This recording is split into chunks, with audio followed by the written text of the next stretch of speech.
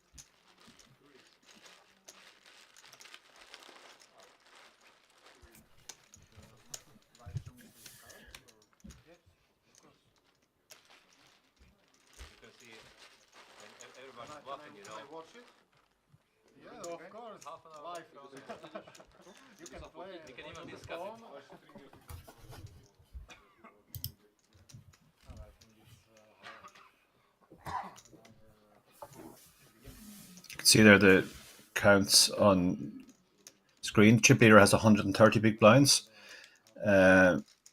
Second place 85. So this is a very deep final table. 5 of the players have over 30 big blinds. 2 guys are in the 20 to 30 zone, and the shortest stack on the table is 14 big blinds.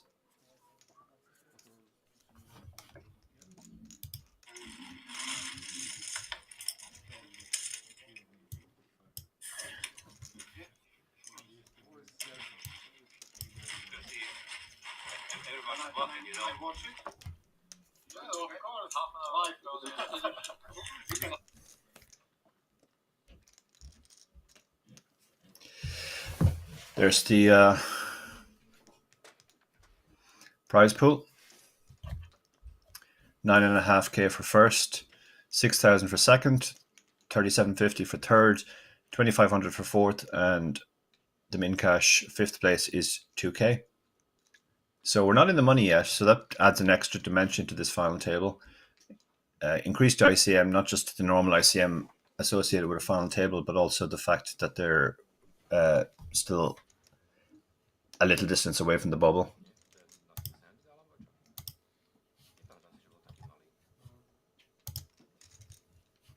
This is 2K. So we're not in the money yet. This is Sky Glass.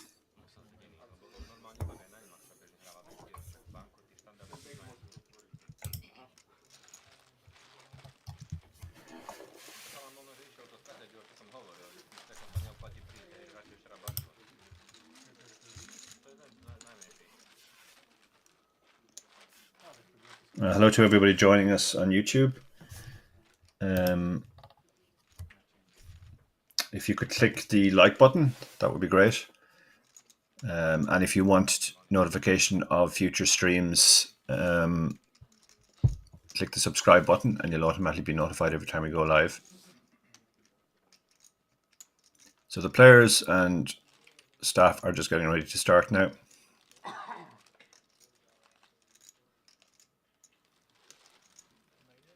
So given we have a bunch of stacks, bunch between 14 and 32 big blinds, that's going to make it really interesting in the early phase. They're all, obviously, their immediate goal is just to get into the money. It's a great time to be the chip leader. You get to put a lot of pressure on the other players.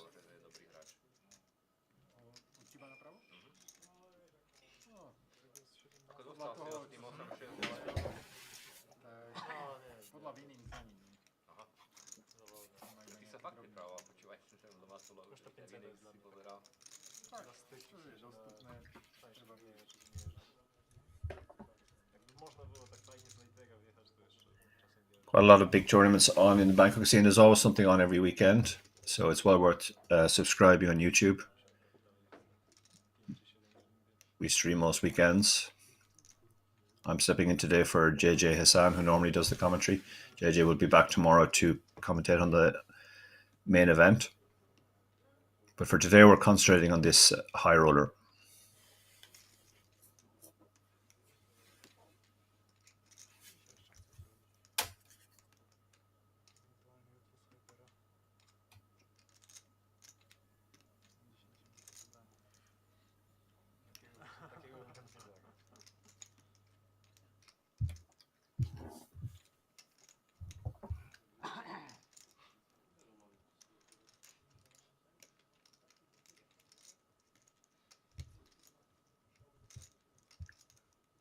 There again, you see the stacks.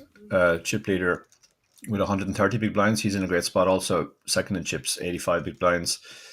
We have a third stack who's also very comfortable. And then the real interest will be the guys down at the bottom half of that screen from Krajan on 32 big blinds, Sankak on also on 32 big blinds. But the shortest stack is 14 big blinds, so they can all do each other damage. And with only 5 players paid and still 8 players left,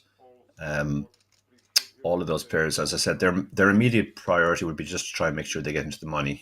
You have to kind of assume, unless something really serious happens, the first 3 are all locked up to cash. So it's basically 2 from 5 for the others.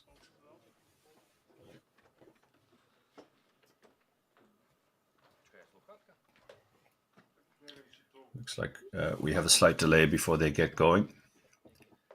Maybe for the picture, the all-important final table picture.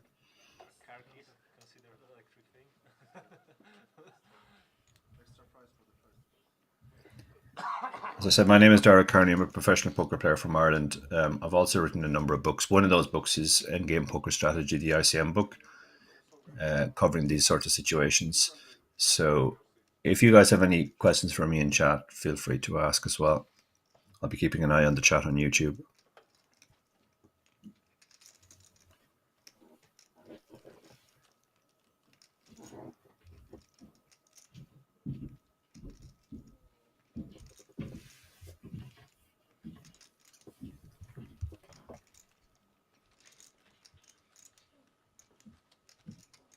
So the dealer needed a new chair. So I think we're about to get action underway. Big blind 10K with a big blind ante.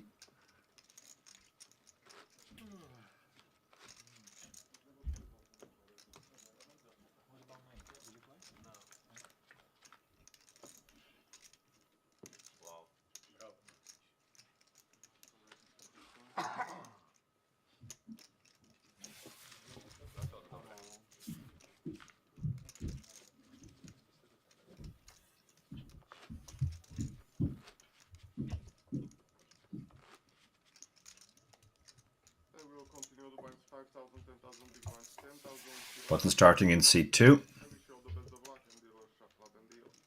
Nobody is super short, so quite likely we're going to see a fairly cagey, cautious approach to the start of this final table. As I said, there are 8 players there, but only 5 will be paid. So that really increases the urge to survive. Chip leader immediately picks up King Queen.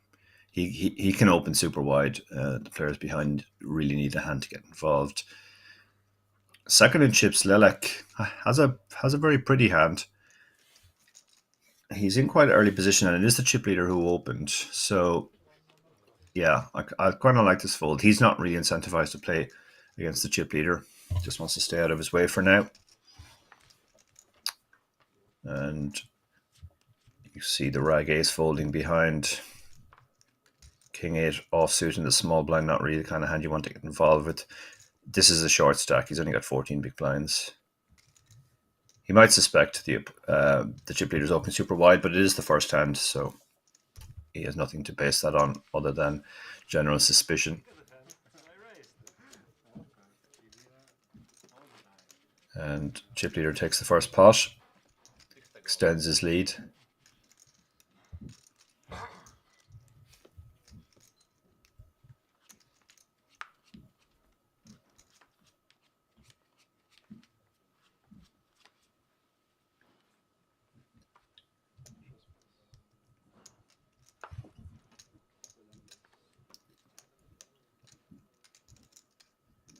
So the two chip leaders fold, and Ostrowski picks, he's third in chips. So interestingly, the 3 big stacks are lined up beside each other in order of the stacks as well. Third in chips, Ostrowski has picked up jacks, so again, a legitimate hand. Buderer has a tempter, but he's going to let the king 5 suited go. He's not really deep enough to play that hand as a flat. And the first 2 hands are just raise and take it's for the big stacks. And kind of expected to see quite a bit of this. The short stacks really need a hand to get involved.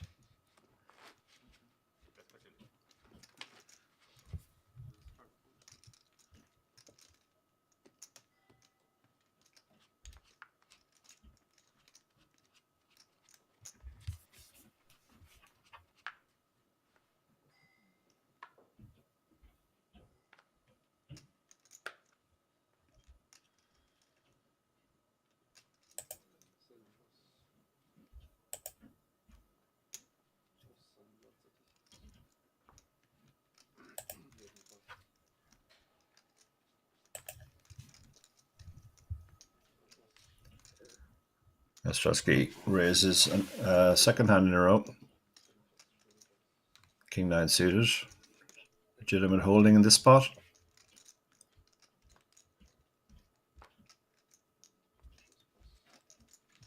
But it is coming into the and call from the small blind. King Jack suited is a hand which flops very well to find itself on the flop. Now this is a real action flop.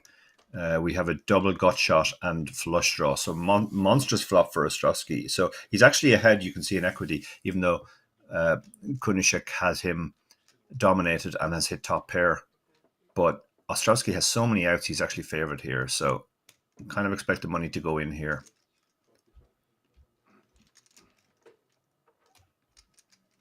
Ostrowski, continuation betting.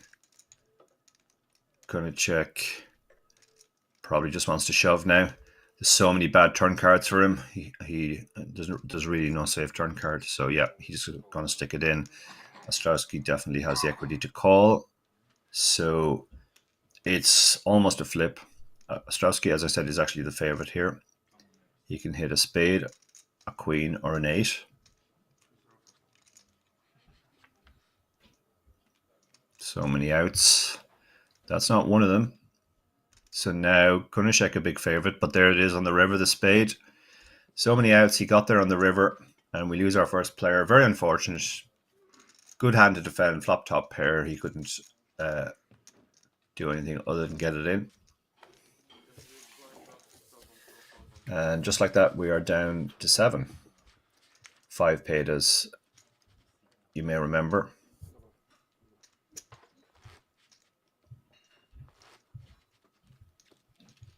So we move closer to the money. So now for the short stacks, we'll all be thinking it's 2 from 4 essentially.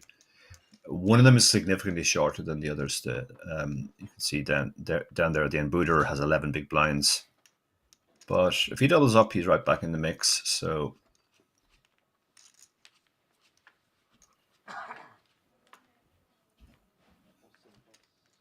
now we've got the 2 big stacks in the blinds. So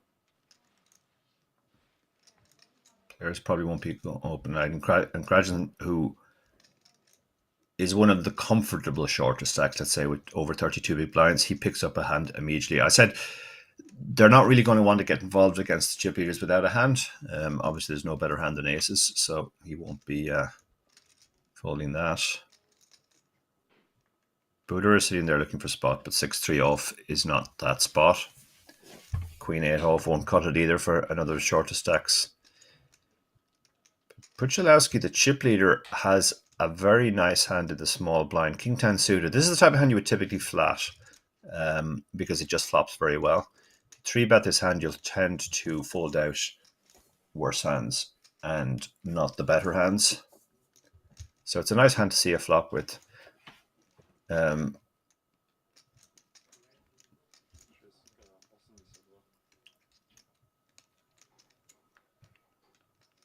But he has gone for the 3-bet, and that's mostly down to the ICM of the situation.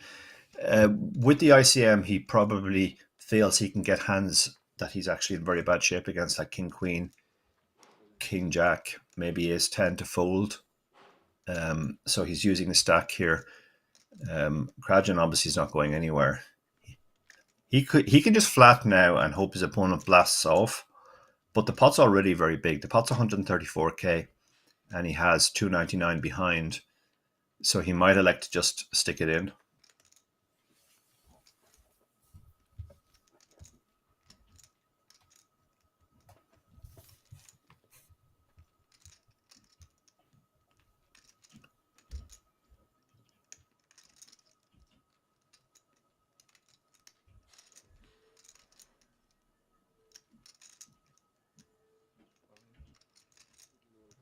Looks like he might have announced all in. Yep, he's announced all in.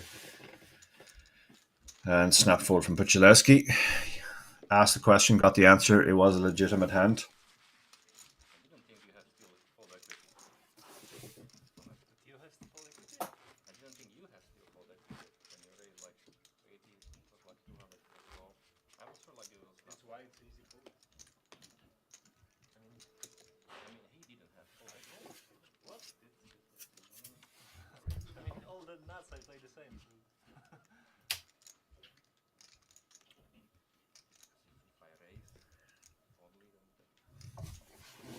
Situation where short stacks, at least the ones who are more comfortably short stacked, let's say the 30 big blind stacks, wouldn't mind being card dead for a while and allow a couple of the other guys to bust. But obviously when you get a hand like aces, you have to play it. Buder, again, he has a tempter, but King 7 off in the hijack isn't really going to cut it. He can afford to be reasonably patient. Like, he's not super short. He's obviously going to have to find a spot in the next couple of orbits, but you don't have to take every spot. And we have an open from the cutoff here. That's a somewhat loose open with his stack into the big stack in the blinds. But he's rewarded with top pair on a paired board. Small bet is usually the preferred option here. Paired boards are hard to hit. Your opponent will fold a lot of hands as well that have a 3 in them, so you're not that worried about the 3. Ostrowski has a reasonable check raise candidate here, though, because he has double backdoors. He can hit a backdoor straight or a backdoor flush. Yeah, I really like this check raise. This is putting a lot of pressure on now. It probably won't get the job done because Jack actually has the king. It's towards the top of his range. Yeah, he moves all in and snap fold from Ostrowski. But I like the move there. He just ran into it, basically.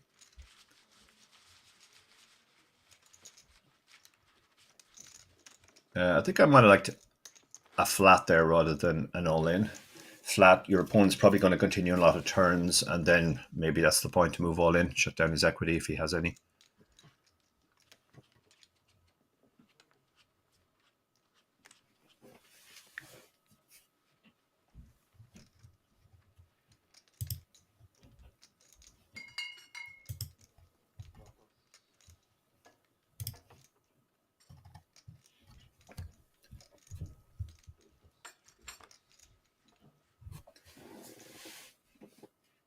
Chip leader decides not to get involved with the king six off. Some chip leaders would open almost anything, including anything with a king in it. But he does have the two bigger stacks behind him as well, the other two big stacks. So that's hampering him slightly.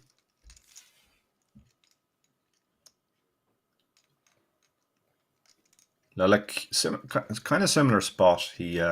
He gets to open super wide because of his stack and the ICM pressure on the players behind him. But he does have a big stack, the third placed in chips, to his immediate left as well. But he is going to open the queen four, so he's definitely getting after it. Koza has a very nice hand to defend here, the jack nine suited.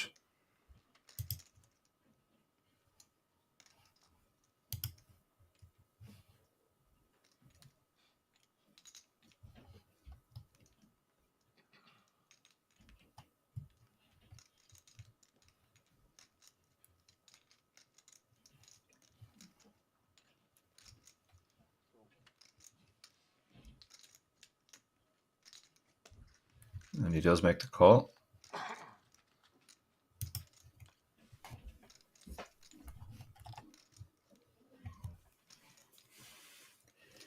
Flops flush draw and a gut shot, so he will not be folding this flop.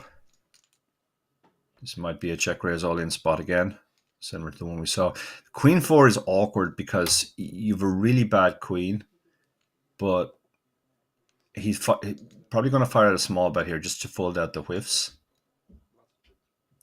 You can get action from worse too with all the draws that are there, obviously, too. So against the check raise, it's a tricky enough spot. I like his sizing here. He's made it really small, but that's not going to stop Koza from moving all in. And yeah, he's going to fold, I think. Has he called? He's actually called. Just recognizing all the draws there. He could be up against diamonds. He could be up against jack 10. He's actually up against kind of a combination of those two hands. Can he fade the river? And he doesn't. The gut shot bails Koza out.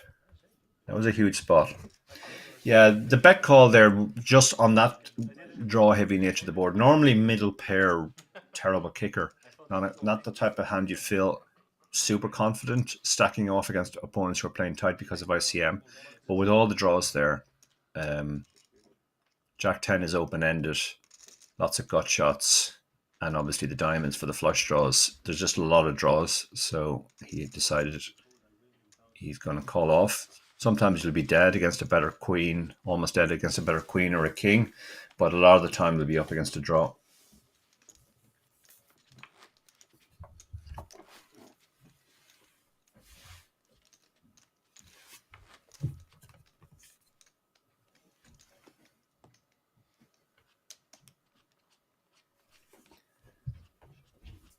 So we go on we've seen the double there for the short stack.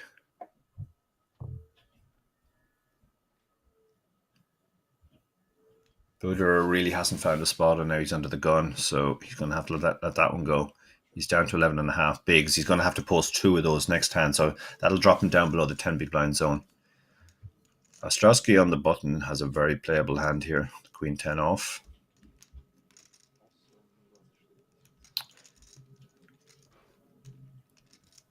Koza, not really the kind of hand you want to get involved without a position from the small blind. And Krajan has a hand he can't even defend here. 9-3 off. think this should just get folded. Yep, he does fold.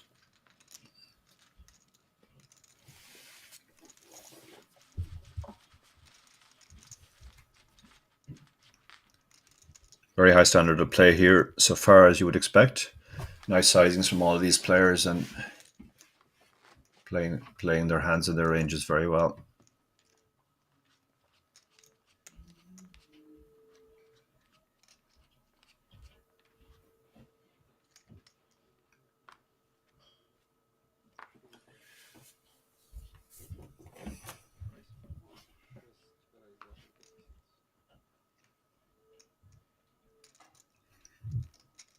Oh, could be a bit of action here.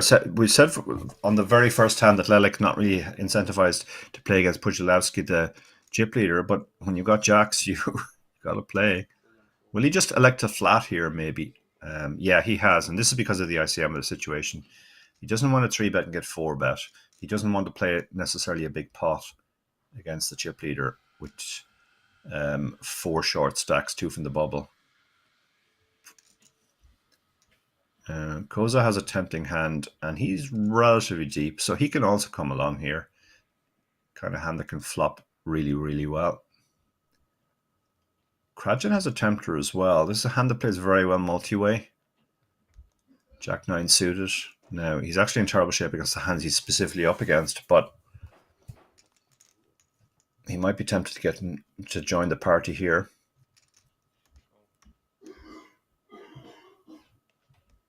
He does. And Booter, the big blind.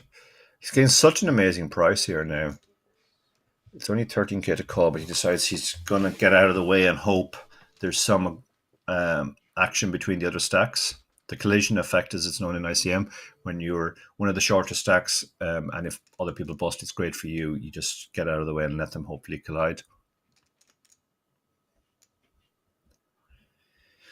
So who's flopped best here? The jacks are still ahead. He's not going to necessarily know that. There's one overcard, obviously, but nobody has the queen. Koza has second pair with the 9-8, as does Krajan. Krajan also has backdoors. So really only the chip leader who's missed this one completely. Lelik going out. Yeah, I like the sizing. He's gone for a small size here. This is just mostly meant to fold out hands that have a small amount of equity. Koza can't fold middle pair to a single bet to this size. Krajan might be regretting getting involved now. But with his backdoors, I think he probably has to hang on as well.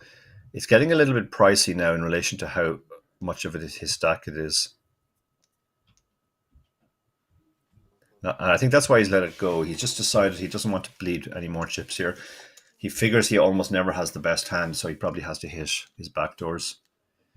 Now, the jacks have turned open-ended. The 9-8 has hit a bad gut shot for him. Lelik now has to decide whether he wants to bet again or not.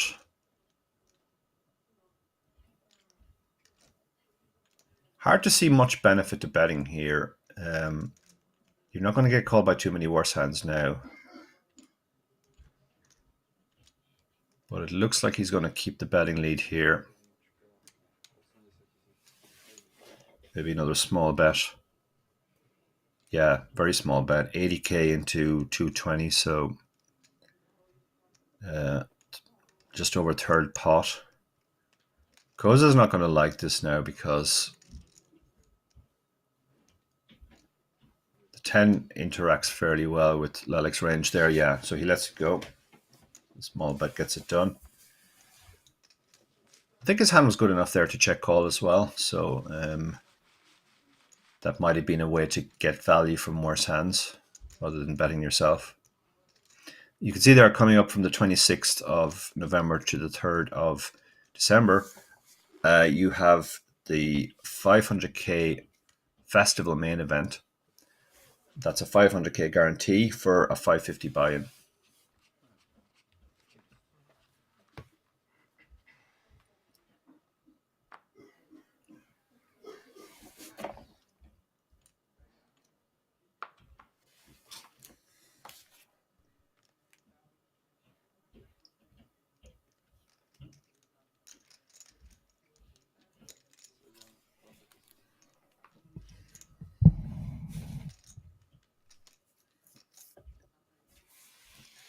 So Lalek raises, he's second in chips, remember. Ostrowski is third. Actually, Ostrowski is pulled ahead now, I think. Or no, stacks are roughly level. These two guys are very deep against each other. So for the same reason the jacks flatted when the chip leader opened, the king queen suited has elected to flat when the guy who has the same stack as him opens. Buder really hasn't found any spot yet, and this isn't going to be it either.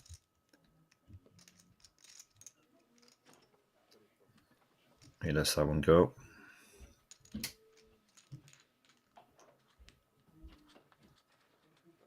So three-way to the flop, the ace-8.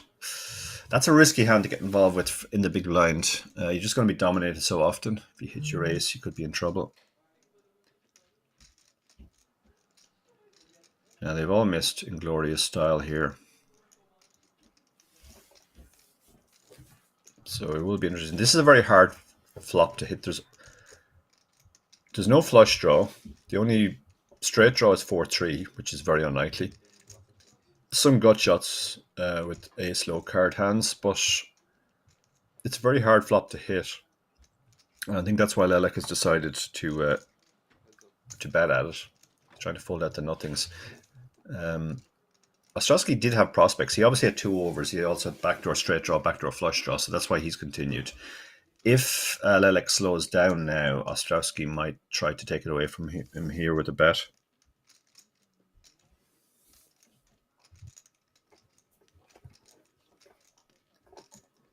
But Lelek looks like it's what's sometimes called a betting station. When he has the betting lead, he just likes to keep betting until he either gets raised or everybody else folds. And on this occasion, it works for him. Bet gets through. Ostrowski was hoping for either a check on the turn or a card which improved him in some way, a king or a queen making him top pair, or a spade making him a flush draw, or a 10 making him open-ended. But he got none of those cards, so he just gives it up. You can see Pujalowski's still big chip leader with 99 big blinds. Lelek has also maintained. Ostrowski's in third now, and Buder is really short, so the other shorter stacks are really waiting for Buder to make his move. If Buder busts, that will move them all onto the bubble, and it'll be effectively 2 from 3 to cash.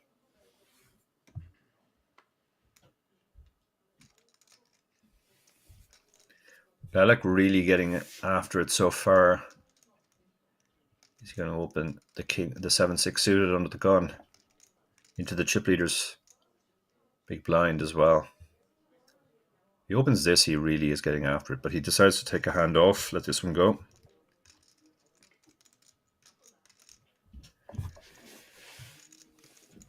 Whole lot of nothings behind, so these will all be folded. I can't imagine the Jack 2 suited wants to play with 30 big blinds in a high ICM situation. But really can't find anything. He's been so card that he might decide Queen 2 is enough. He's got 9 big blinds. It's not really strong enough, and yeah, good discipline fold in the end. Just wait for a better spot than that. He would have walked into it as well.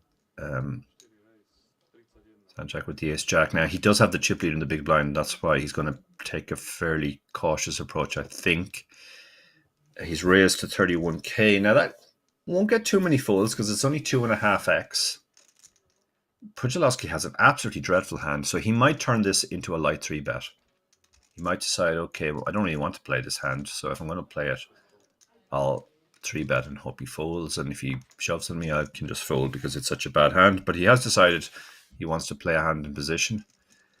Sajak has the nut flush draw now because he has the ace of hearts. Pujalowski has a much worse flush, but it's the kind of board which should favor Pujalowski more. Sanchak's raising range is very heavily weighted towards high cards. There are no high cards in that flop. Pujalowski's going to call with a lot of medium and no cards.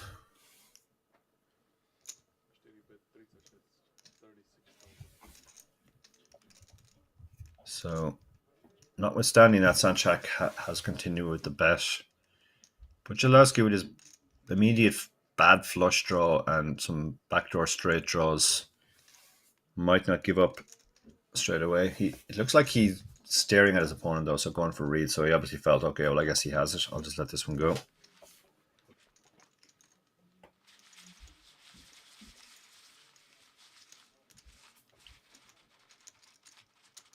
Jackson is definitely not sticking around. He's not afraid to play, even though he's one of those medium to short stacks under a lot of ICM pressure. We saw him open the king 10 earlier and shove the king high flop. And we saw him not afraid to get involved out of position against the chip leader there.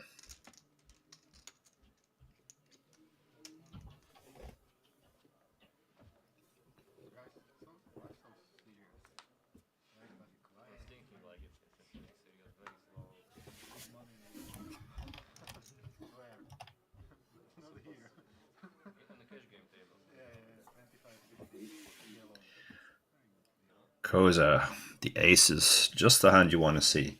You don't want to see marginal hands in this spot. You don't want to see like king jack off or king 10 off. But aces, yeah. If you go, if it's your time to die with aces, it's your time to die. But you can't be too scared when you look down at aces. People behind all getting out of the way. Puchalewski, king 9 off.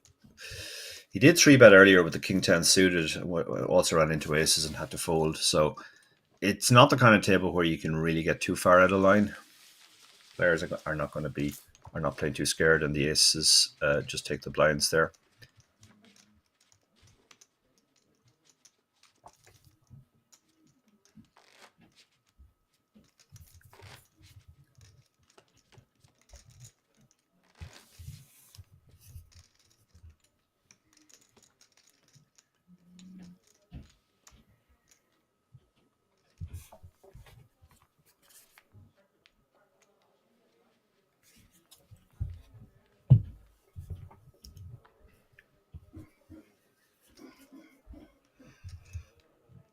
Queens now for Krajan.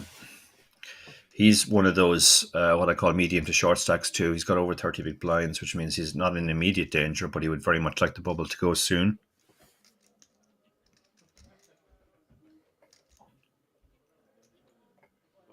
Obviously going to open the queens.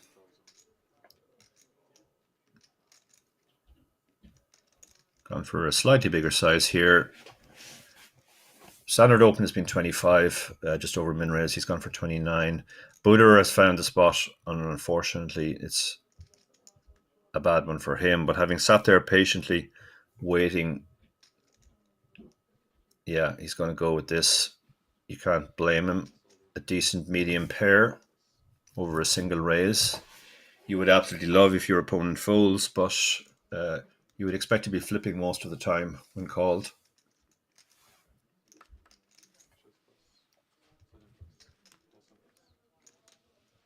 Everybody behind is getting out of the way quickly.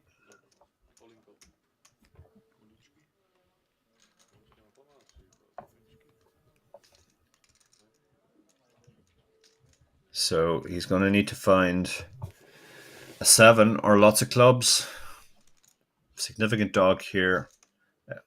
Every other player on the table, except maybe the chip leader, is rooting for Krajan here to move them one spot closer to the bubble. Can he find a 7? No. He has some backdoor straight draws, though. 5-8 makes him a straight.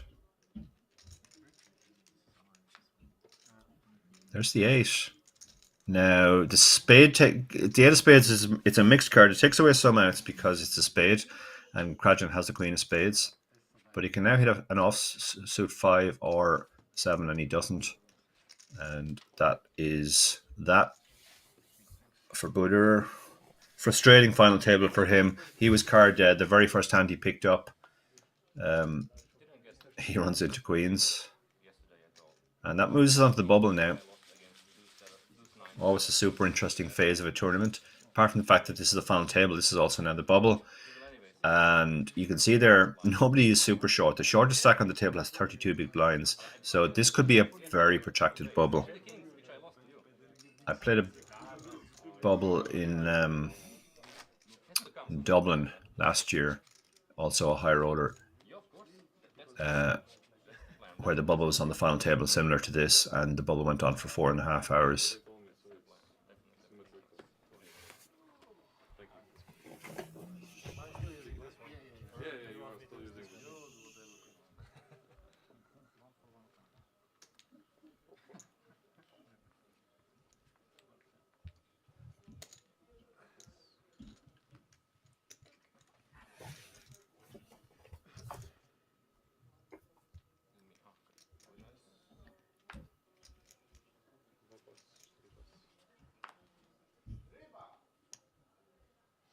Interesting to see how the players have approached this now. This is a very different situation from the one they started with. There's nobody super short.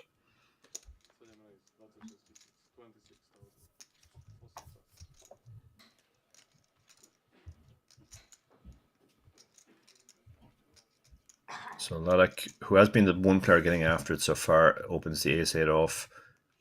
Koza here with the pocket sixes in the big blind. Kind of hand you can defend, just try and flop a set. It's the kind of hand that if you were shallower, you could just shove as well. You'd add quite a proportion to your stack. Looks like he's gone for that option anyway. Yeah, he has. This might look very rash, but it's actually, you see this in a lot of ICM sims. There's just a lot of shoving because your hand's going to be so hard to play post flop. So you do see these kind of hands shove for 30 big blinds. I can't imagine Lilac is ever calling off 31 big blinds with ace-8 offsuit.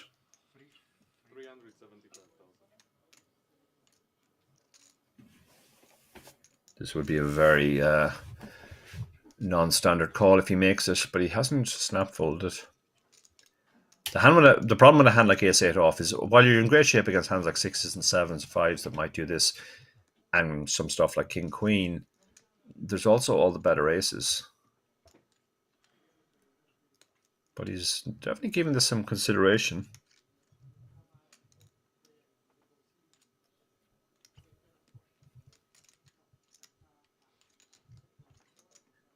Would be almost half his stack as well.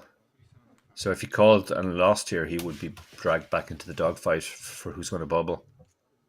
Well, I think all indications point to a fold here. But you never know. You see some strange stuff sometimes.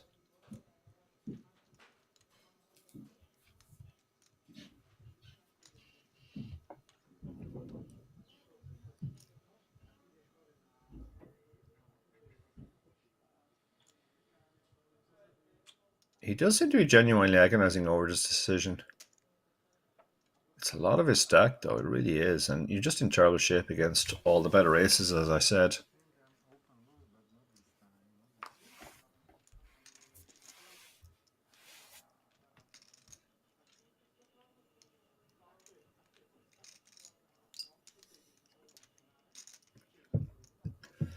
Koza sitting there like a statue, waiting his opponent's decision. Just eventually get the fold. He'll be pretty relieved by that because he will have figured that he was probably flipping if called. But it also lays down a marker. Lilac has, as I said, been the player getting after it. His VPIP has to be more than 50% so far. Played over half the hands. And the other players are going to be suspicious that he's just opening almost anything.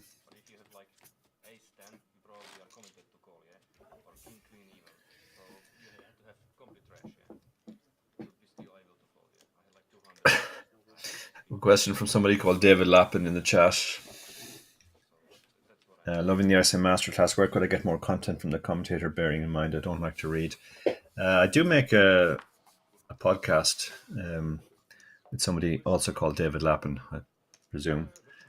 Presumably not the same David Lappin, who and we do a strategy clip. And actually, on our latest show, our strategy is focused very heavily on ICM. We have Garrett James, the author of a book on final table ICM recently, and we go through a very interesting spot. And if you go to our YouTube channel, you'll find lots of strategy clips too. A lot of them are focused towards ICM.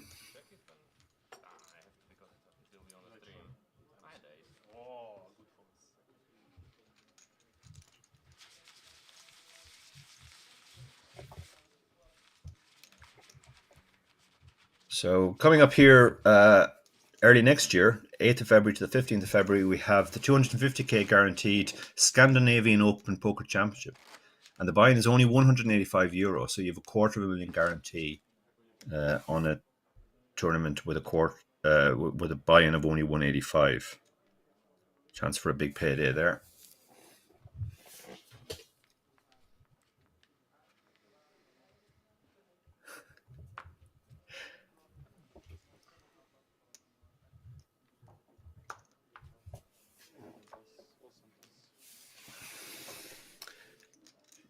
The podcast that I mentioned there, the Chip Race, we are available on SoundCloud as well and iTunes.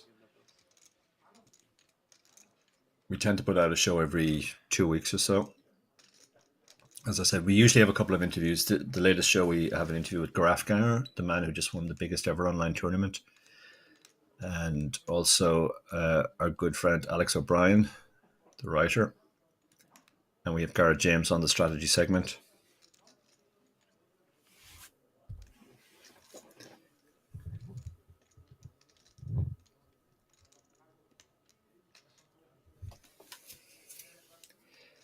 So Gretchen in the small blind with the 10-7 suit is kind of handy. You definitely want to try and see a flop with. No real reason to raise this hand. You want to raise hands that are either better or worse than this hand. And similar with the Queen 9, you don't no real reason to raise that. It's a pretty good hand that you don't mind seeing a flop within position. They both flop a pair, but it's a monotone board, so that'll probably dampen the aggression. But we'll be quite happy to get one street closer to showdown. Gretchen's going to bet here. Bet doesn't really achieve a lot. I mean, yeah, he can't even get a queen to fold, so... However, now they're both playing the board, and if he continues his aggression, he might actually get his opponent off a chop. He does cover his opponent as well, so he can put more pressure on him because of that. Not by too much, so like he doesn't want to play a massive pot without a big hand. But given that he bet the turn is kind of consistent with him having a spade, but now not so much. When he checks, I don't think Sanchek...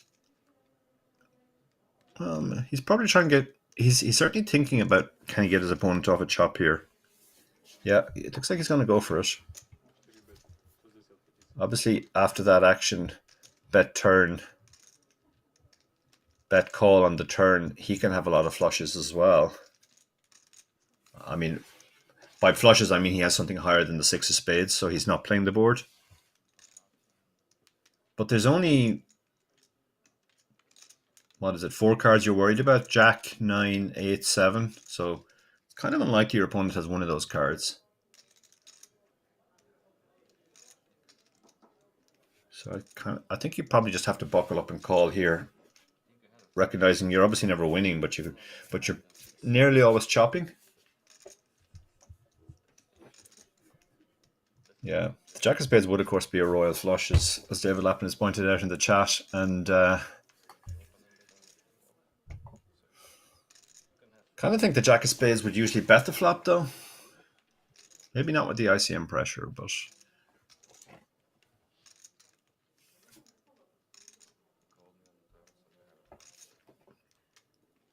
Krajan is thinking this one through.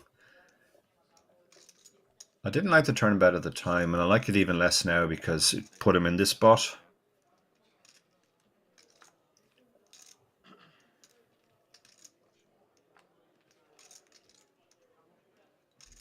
He's agonizing over this one.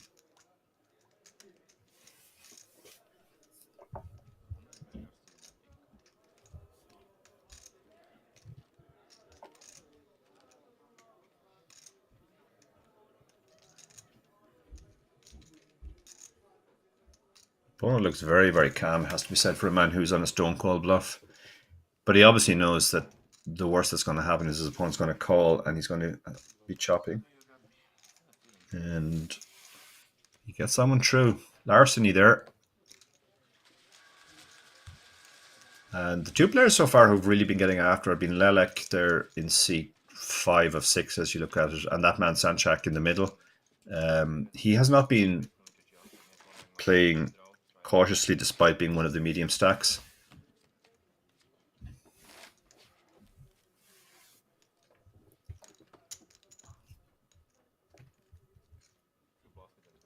And you can see there the spread of stacks. Ostrowski's kind of drifted back, but you still feel that the bubble boy is going to come from one of the bottom three.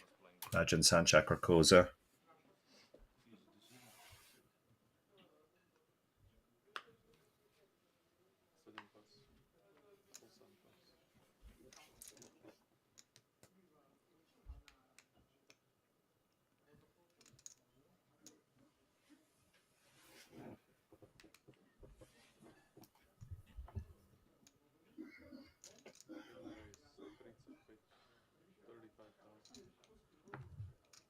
Koza getting after it here with the ace-6 offsuit and the cutoff. This is pretty loose in the circumstance where he's one of the three stacks competing for the bubble.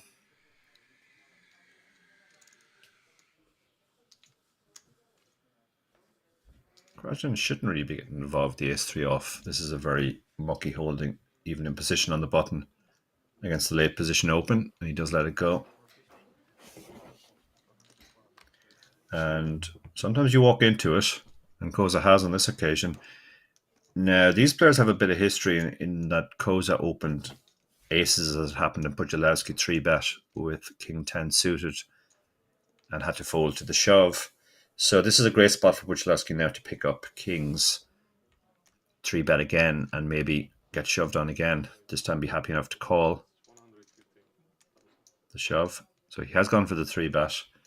Koza having gone for the loose open into the chip leader's big blind. It was a little bit optimistic, let's say. Now he might feel that the chip leader's out of it, but what can you do with a6 off? I mean, you can turn it into a light 4-bet shove, but you're risking it all then on the bubble. But he did go for it early with the pocket sixes, so but he lets this one go.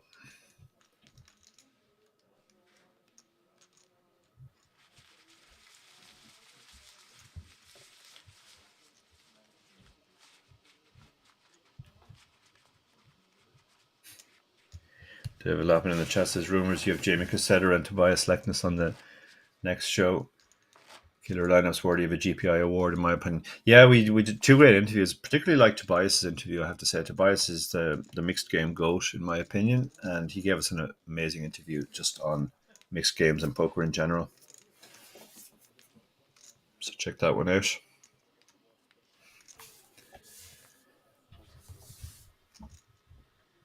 So Koza, having been put back in his place previous hand, can't imagine he's going to open the Jack 7 off here. Krajan has a tempter with the Queen 9 suited, but he is taking a very different approach to this bubble. He's tightening up, waiting for the bubble to go. Pujalowski, the ace-2 off. This is chip leader against second in chips, so we might just see a cautious approach by both players. Indeed, Pujalowski has limped, and I expect Lilac to check, but never say never with this man. He has very much plays his own style, but he has checked. Body language kind of gives away there that he has a pretty strong hand that he could raise under normal circumstances. Now, this is what I call a very hard to hit flop. It's extremely unlikely either player has hit this flop. Normally, that would favor the small blind, but because the big blind is playing so cautiously against him, because of the ICM, that's not necessarily the case here. Pujalowski decided to fire the small bet and just see if Lilac is interested in this pot or not. I love the way he just stares at his opponents. Quizzical stare, looking for a read. He might decide to just shut down now that his opponent is showing interest in this pot. Yeah, check. Lilac. Again, spot where maybe under normal circumstances he might be tempted to bet to preserve his equity, but in this spot with the ICM, he might be just happy enough to get to one street closer to showdown as well. Yeah, he does check. And now they're actually chopping. As these small aces often do. Real stare from Puchalowski there. I think he will eventually check. Yeah, he does. And a relieved check from Lelek. And they'll both be quite relieved to chop that one up. No reason to go crazy against each other, with everybody else on the table shorter than both of them.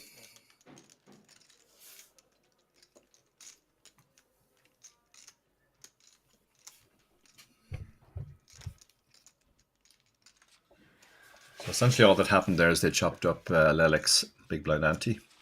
Coming up from the 11th of December till the 18th of December, we have the Spanish Poker Festival Grand Final. That's the main event is a 300k guarantee here in Banco Casino. As I said, there's pretty much a big tournament in Banco Casino every single weekend, or every week, indeed. And if you click the subscribe button on the YouTube channel, you'll be notified when we're live streaming.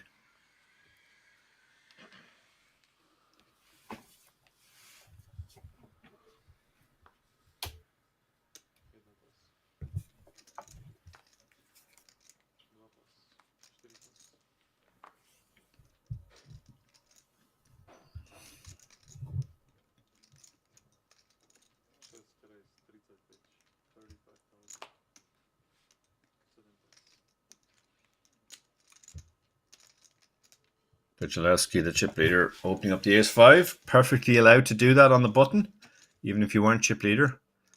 Ostrowski, nice enough hand to defend here. He's third in chips currently. He has drifted back a little bit towards the shorter stacks, but he's still third. He's flopped very well. He's flopped open-ended here. And this is such a coordinated board. Puchalowski might decide, I'm not going to bet this one. I'll just try and get to showdown with my ace high. If I'm good, I can win.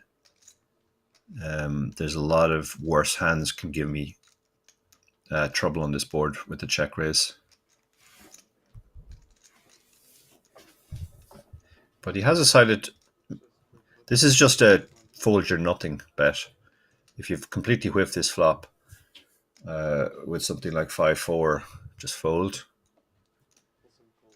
But Ostrowski hasn't whiffed the flop, so he's going to continue. Now he hits his 4. So that'll give him even stronger encouragement to continue. Puchalowski might just wave the white flag now and try and get to showdown and win against a hand like Jack 3 or any other jack that isn't a pair.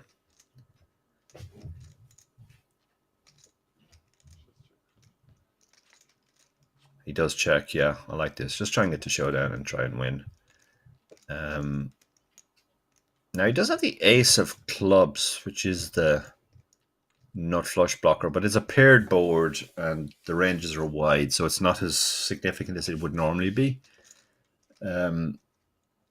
Ostrowski really just wants this to go check now.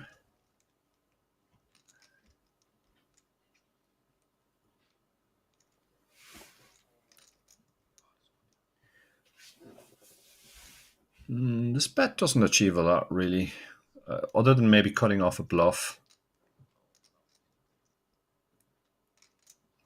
It's just a one big blind blocker bet, I guess. But it's hard. The thing with blocker bets is they have to be capable of getting called by worse hands, and it's hard to imagine any worse hand is going to actually call this bet. And sometimes if your opponent recognizes it's a blocker, they might put you in a world of pain by raising, which I think might be what Puchalowski is thinking about doing here.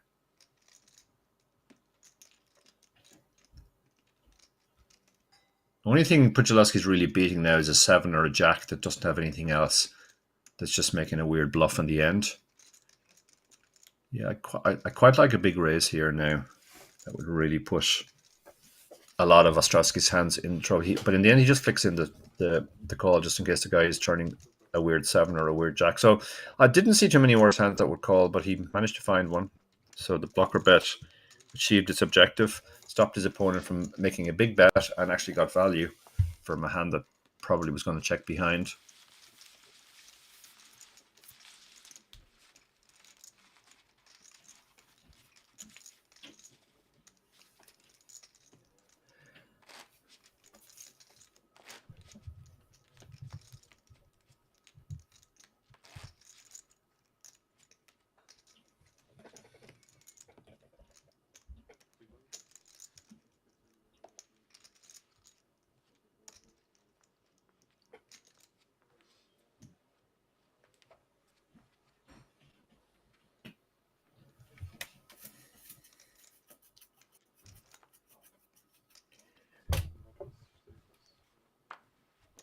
So I did predict this could be quite a long protracted bubble, and so far the action has borne that out. Nobody's super short under a lot of pressure, and they all would really like somebody else to bust, and nobody's going crazy either.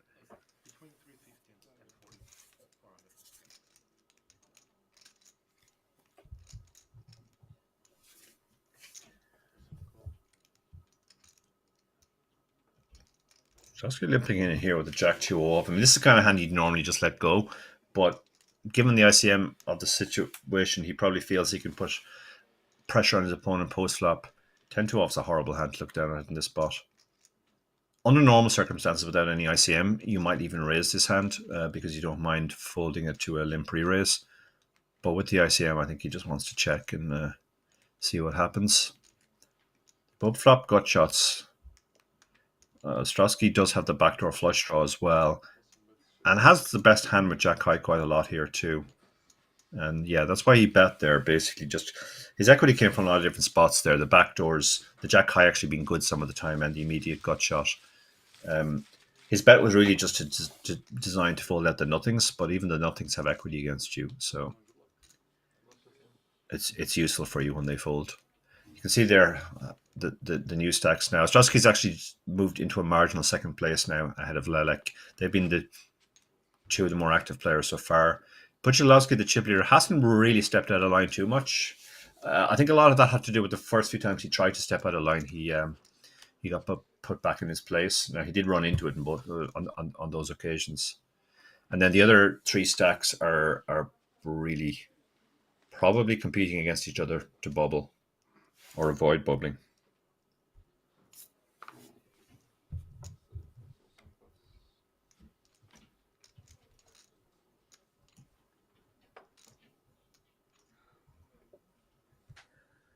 Coase in the small blind has an interesting spot here. He just opened. He shoved pocket sixes over a raise earlier. He might go for a big shove here because the blinds have gone up now, so he has just over 20 big blinds. So this is not the kind of hand you really want to raise fold or raise call. So I think the options here are probably limp or shove, but he's going for the raise.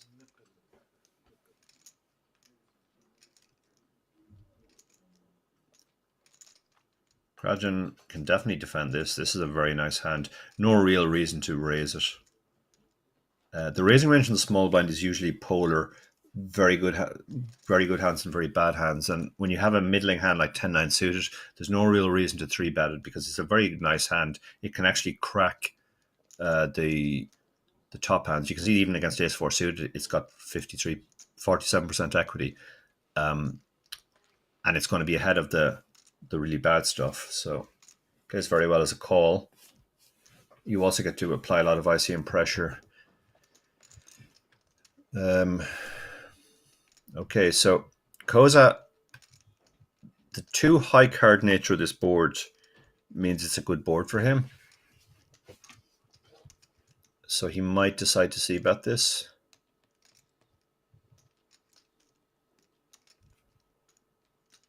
Yeah, he is reaching for chips. Krajan has... His hand isn't completely hopeless here. He obviously has an immediate gut shot. It's a bad gut shot, but he can also hit a straight from the other end, 8-6. So a lot of good turn cards for him. And he's facing a very small bet as well. Less than third pot. So he might decide to float here. He does cover his opponent as well, so he gets to put more pressure on his opponent. Raising is an option as well, because you can obviously just fold your hand to further aggression. But he has elected to call. Now, Koza hits his 4, which makes him a pair. So he pulls ahead of stuff like Jack 10 and all the floats. Well, he was ahead of those anyway with the ace, but tricky enough spot now. He would just like to get to showdown and win with his 4, but he might decide to keep betting as well.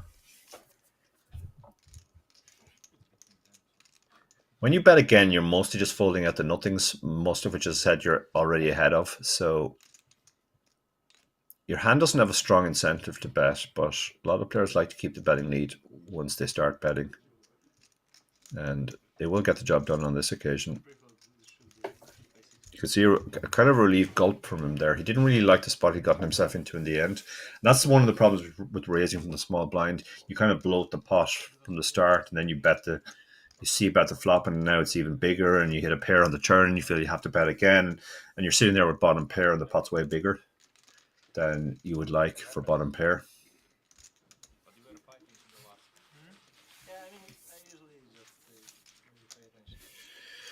Afternoon to Ray from Wicklow in the chat. How are you, Ray? You can see coming up on the screen, we have the festival main event from the 26th of November to the 3rd of December. It's a $500,000 guarantee main event for only a €550 buy-in. So massive guarantee there for a relatively modest buy-in. So we continue on. We're still in the bubble. 6 left, 5 paid. 3 big stacks are enjoying this situation, and the 3 shorter stacks are all just hoping the bubble goes soon. But with nobody super short, we could be in for a while here before anybody makes their move. We haven't even seen an all-in yet from any of the shorter stacks. Koza, 8s on the button is a pretty big hand. Lelek, who has been the most active of the 3 big stacks, has opened the king jack off and the hijack.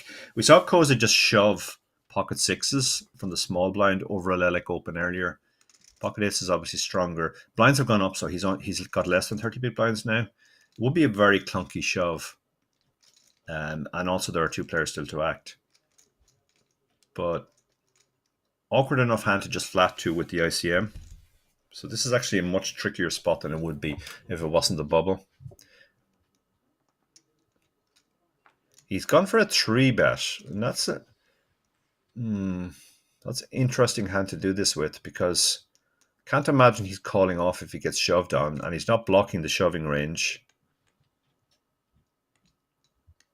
But he has decided to take the aggressive action, as he has in pretty much every occasion we've seen where he's had a close decision. And Lela can really put him in the bin now with a 4-bet shove, but I don't know whether King Jack off is the hand he wants to do it with. Now, he did get shoved on before by the same player, and sometimes that spills into the next one. King Jack off is a horrible hand to just call with. And it's not the best of light 4-bet candidates either. You'd rather have an ace. Something like ace 5 suited, ace 4 suited.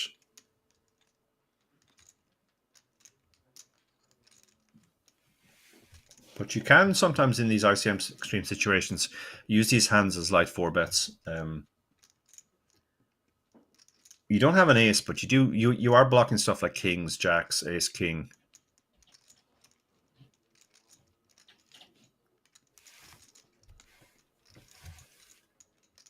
He has taken quite a long time over decisions, but he has let this one go as well. So Koza's aggression pays off.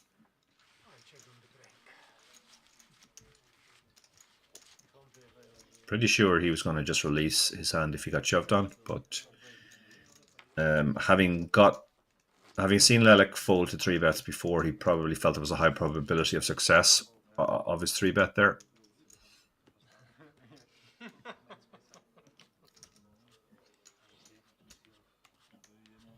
So still on the bubble here. 6 left, 5 paid.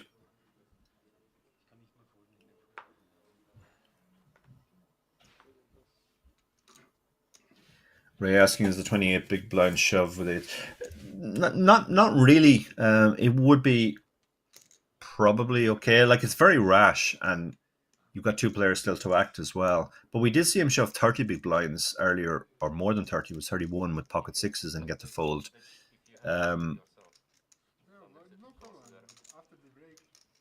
Yeah, it's a tricky spot. Yeah, he decided 3-bet fold, but I don't really like the hand as a 3-bet fold because it just it doesn't block the 4 bets. It's a good hand, but it doesn't block the 4 bets. And if we're not 3-bet calling, the strength of our hand doesn't really matter. We might as well have an eight deuce off there. They both play the same if we're going to fold to a 4-bet shove. So, and they both lack blockers.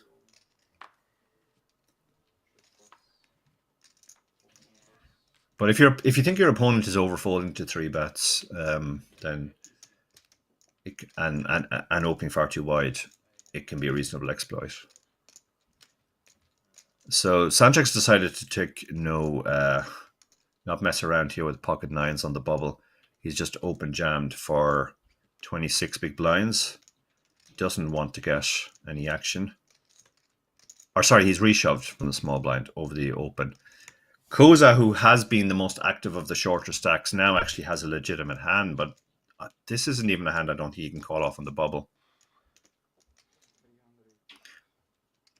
They probably all have risk premiums of about 10%. So that means in a spot where you normally only need to be 50-50 to call off for chips, you need to be 60-40, and hard to be 60-40 with a hand like Ace Jack suited. It's 388 to call. If he calls, the pot will be 900k. So he needs about 43%. He has 44%, but with that risk premium I talked about of 10%, he doesn't have enough. That's specifically against nines, of course. Obviously, your opponent can have other hands too. You can be head of stuff like King Queen, maybe, but that would be a hope. Or I think you have to start putting in hands you dominate, like Ace 10 suited, Ace 9 suited, those types of hands into the shoving range before you can even think about calling. Coming up from the 3rd of November till the 13th of November here in Banco Casino, we have the Polish Poker Championship. And that has a $500,000 guarantee as well.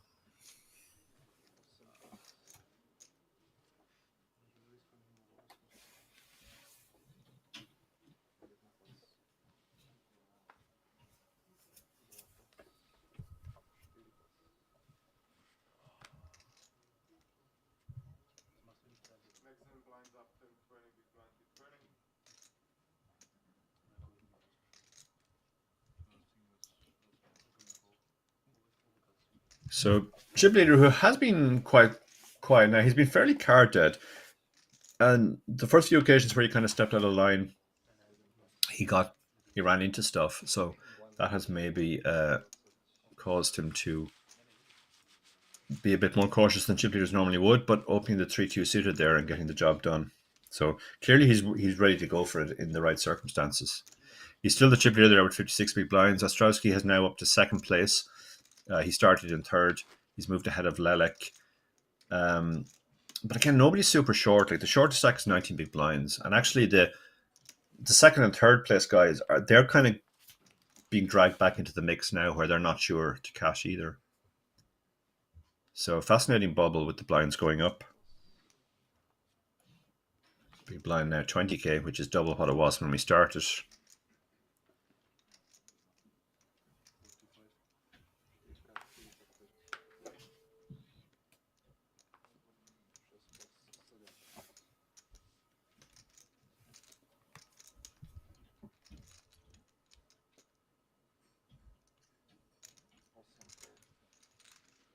So Sanchek going after it here with the Ace-3 suited in the cutoff off his 24 big blind stack. Ostrowski defending the Ace-10 in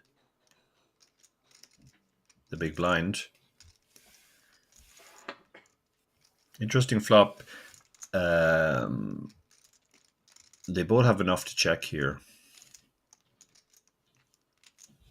Now, Ostrowski, yeah, there's no real reason to bet there. Your hand's good a lot of the time here, and you do have a gut shot, but you can't really get called by horse if you bet. Sanchek's hand now has been very devalued by the turn because he hasn't picked up a flush draw or hit anything else. So he's now basically essentially just bluffing, trying to get a hand like ace-10 to fold. Very tempted to just hang on here, though. I mean, you have the gut shot, and your good ace is going to be the best hand a lot here.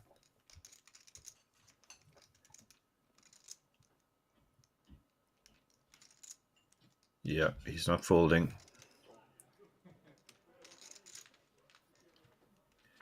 So he makes the call. Absolute break on the river. Extremely unlikely either of them has a 2. So whoever was ahead on the previous street is almost still certainly ahead. So that might embolden Sanchek to turn his hand into a bluff. The only stuff you're really getting to fold, though, are better ace highs, probably. Which you're obviously also blocking with the ace 3. But he's going to go for it here.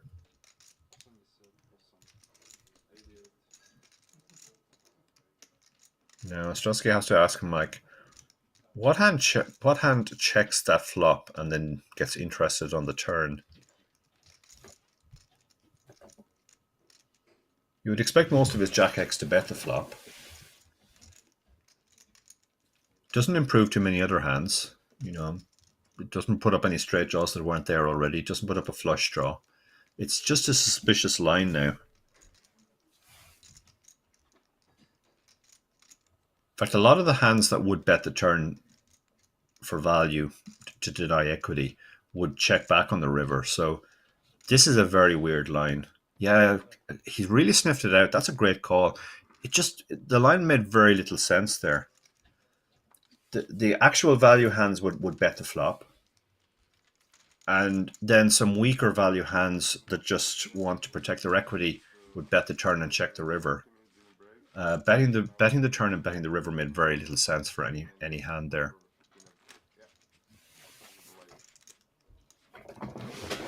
So very good hand reading there by Ostrowski. I think Sanchek just felt he kind of had to go for it there, but really, I said at the time, like, the only stuff you can get to fold is better ace highs, which you're blocking, and it turned out he couldn't even get better ace high to fold because his line made so little sense.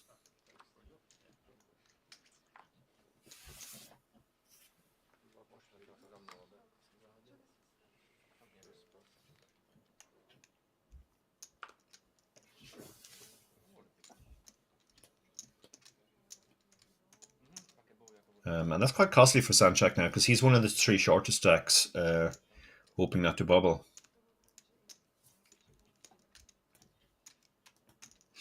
Yeah, Ray in the chat says, nice call, figured it out. Yeah, that's exactly what happened, I think. He just figured it out. He thought that, well, this actually makes no sense. What value hands check the flop, bet the turn, and then bet the river on that run out?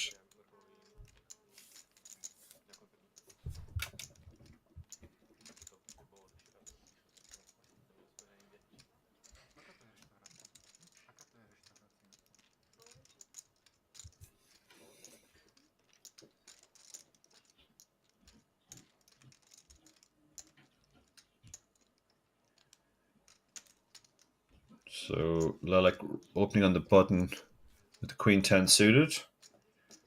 If the floor staff hadn't been moving around in the back, I might have thought the picture was frozen there because Koza was so still. And often that stillness is a really big hand trying to decide what to do, which it is on this occasion. It's aces.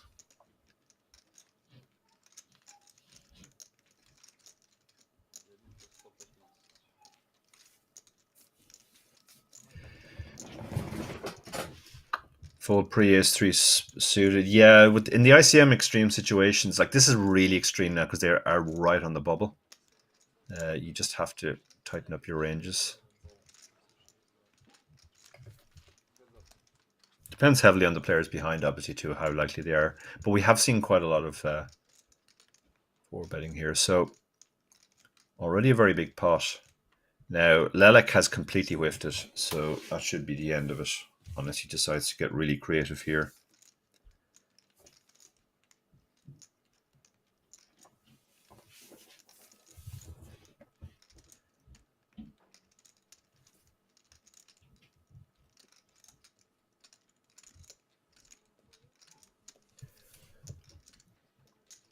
Very, very safe flop.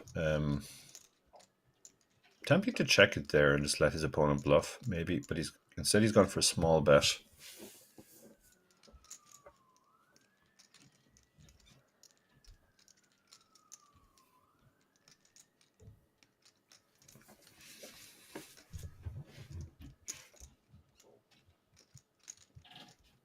And just got the job done. Alex is very suspicious. He obviously feels that his opponent can't have hit that board. He shouldn't be too worried about the 4 because not too many hands with a 4 in it, except maybe pocket 4s or ace 4 suited, are going to call a 3-bet pre-flop. But he's improved to a set now.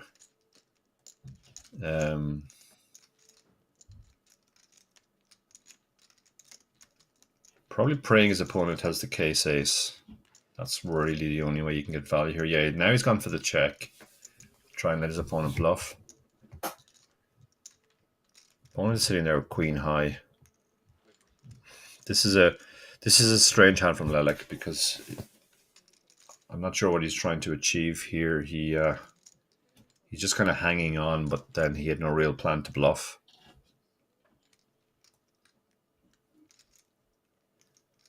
And now, how do we get value?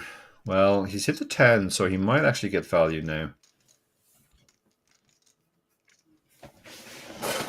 When our opponent checks back, they pretty much capped their range on the turn, so...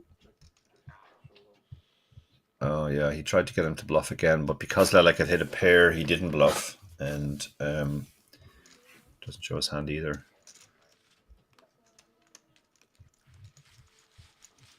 Matusz in the chat says Gogo Polska.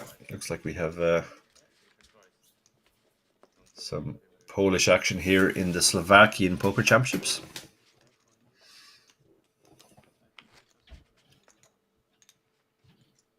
Still the bubble continues. One of the shorter stacks there winning a smallish pot from one of the bigger stacks.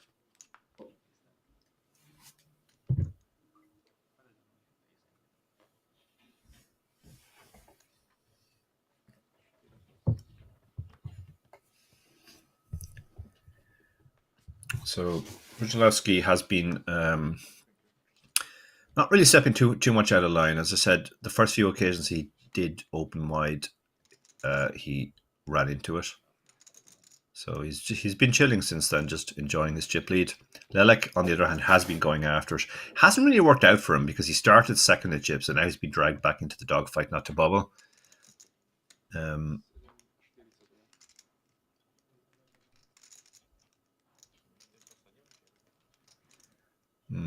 Ostrowski now covers him comfortably. So when these players started, Lelek covered Ostrowski. Now Ostrowski covers him comfortably, so he can put a lot of pressure on Lelek. He had been playing very, very cautiously against him and actually even folding some big hands to his opens. Now he's going to call in position with the ace-10 off. Kradjan has a hand which you can definitely defend here. 2 high cards, pretty connected. It plays a lot worse 3-way than heads up, but still probably strong enough to just flick in the 22k here and hope to flop really well.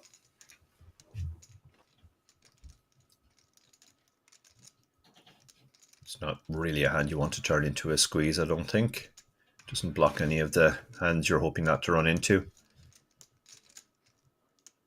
You do worry about hands like this that they'll be dominated. Well, they'll be dominated twice as often 3-way as they are heads up, and he's actually dominated by ace-10.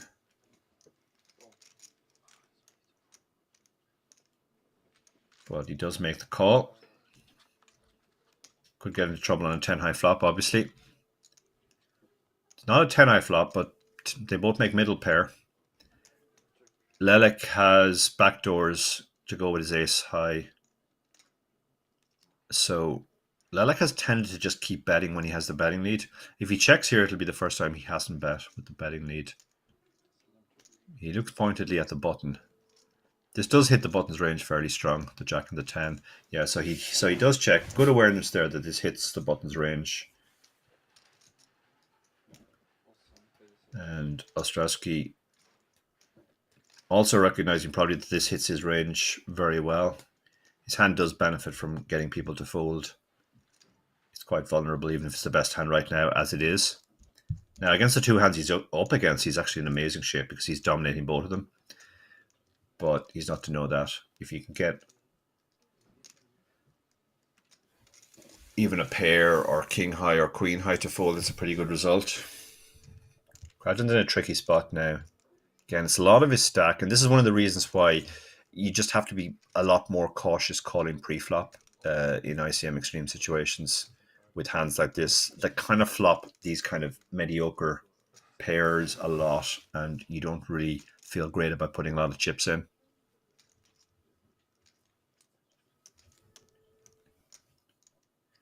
So yeah, he's in a tricky spot here.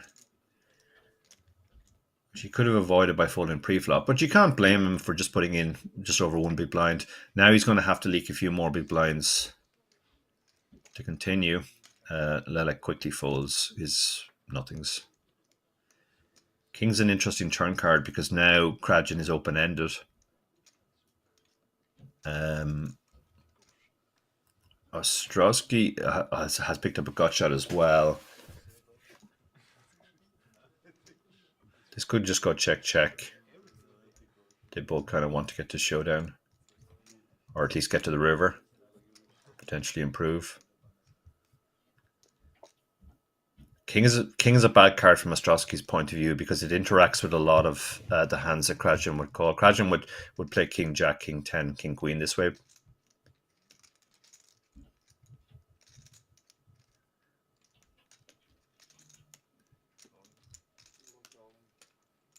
He just moved all in. He has. He recognizing that the king is a very bad card for Ostrowski, and that even if he's called, he's going to have the equity of the open ender. That's a very interesting play, and he gets the better hand to fold. Yeah, that's a really enterprising play.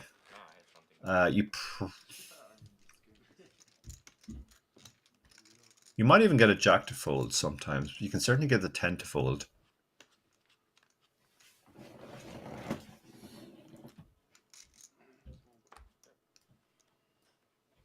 Yeah, I think he made his hand look like King Jack, King 10 there that just wanted to take the pot down because of the ICM. And he did get the snap fold from Ostrowski.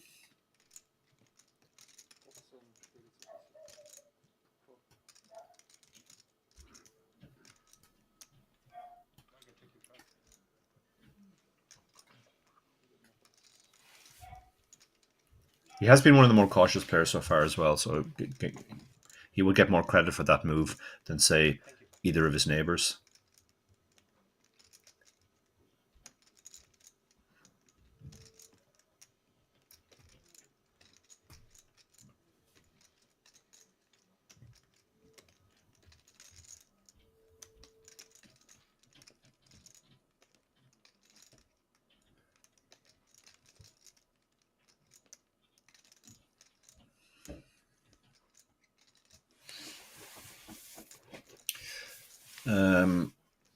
Ostrowski has opened the ace-4 off.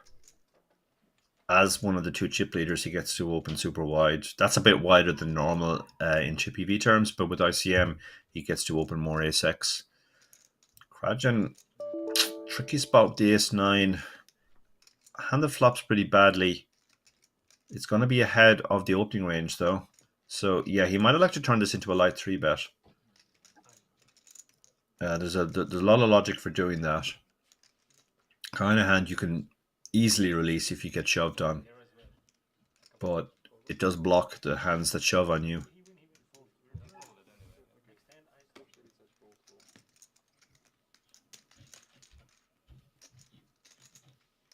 And got through. So another good play there from Cradgen.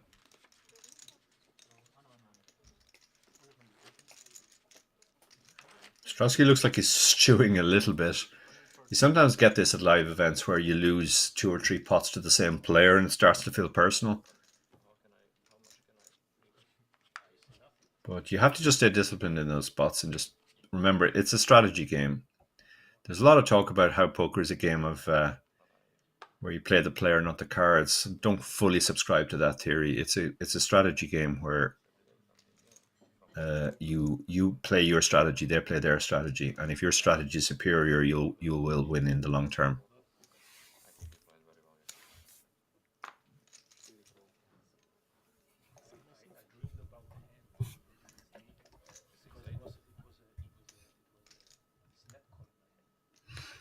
Thank you to everybody who joined us on YouTube. If you click the like button, that helps us greatly. Just get the word out about the stream, get people watching, get other people watching who might be interested. If you're interested in watching future streams from the Banco Casino, and there is one pretty much every week, if you click the subscribe button, you'll be notified automatically when we go online.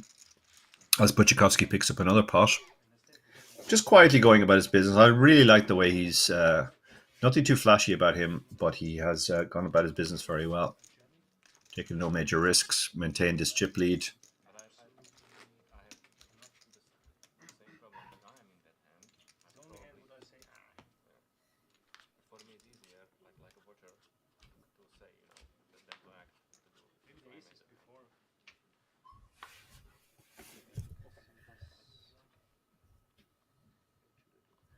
Goes a legitimate hand here with his 34 big blinds, ace king offsuit, and he's probably willing to go all the way, irrespective of what happens behind.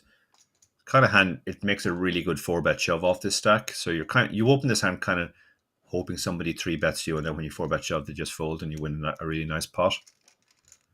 That's one of the many good things that can happen when you have ace king. Obviously, you can see a flop too and hit top pair, top kicker. And Krajan, this time he decides to just call. He could get into trouble on a king high board. King queen off is the kind of hand, it normally makes a very good 3-bet because it blocks all of the really strong hands and at the same time can be folded to a shove. Lelek, who now finds himself actually short, having started the day second in chips, finds ace king suited and just shoves. Koza covers him comfortably. Has to think with the dead money in the pot, this is a good spot for ace king. You could be up against a worse ace. You could be worse. You could be up against something like king queen. As I said, that does make a good 3-betting hand. You'll be flipping some of the time. He also probably doesn't act as quickly in the spot if he has a really strong hand like aces or kings, maybe queens as well. Might take a little bit longer to think about it. Does feel like ace king a lot, but then you're going to just chop up the money that the blinds and Krajan has put in. I like a slight favourite here, obviously, because he can hit a 3 flush compared to Koza's 2 4 flushes. And he can still hit his flush. Becomes heart, heart.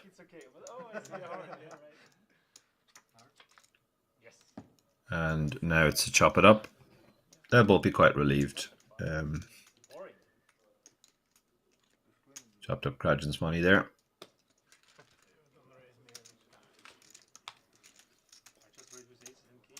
You can see there the stacks. Puchalowski quietly going about his business. Ostrowski has actually done pretty well too since the table started.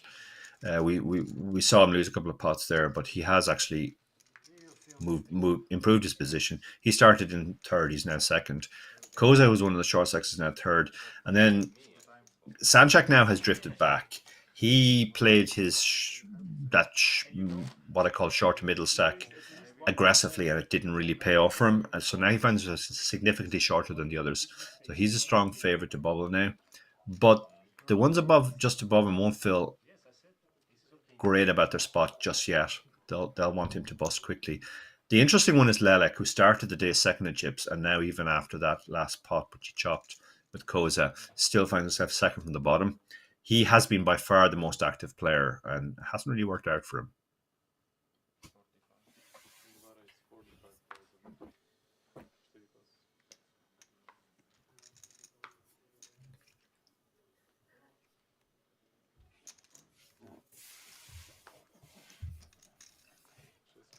Krajan opening ace-8 off in the hijack. An aggressive open in the situation. Lelek has chipped up a bit now. He's got 24 big blinds now. Not really a hand you want to 3-bet call, or certainly not 3-bet fold. So the options here are either go for a rather clunky shove again, or just call, recognizing that the hand plays very well. And he does actually draw in a hand that he dominates by doing that. Now, that's an absolute whiff of a flop. Extremely unlikely anybody's hit this flop. The only player who can really have hit this flop is the big blind. And even that's going to be pretty unusual.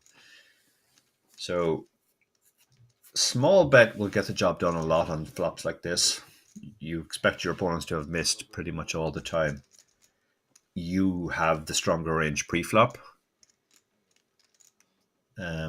You still have aces, kings, queens, all the really strong hands, which your opponents don't have. And yeah, it gets the job done. Very effective. When people think about winning poker, they often think about, big call downs and big bluffs, but a lot of it is just those kind of spots, bread and butter spots where just a small bet gets the job done.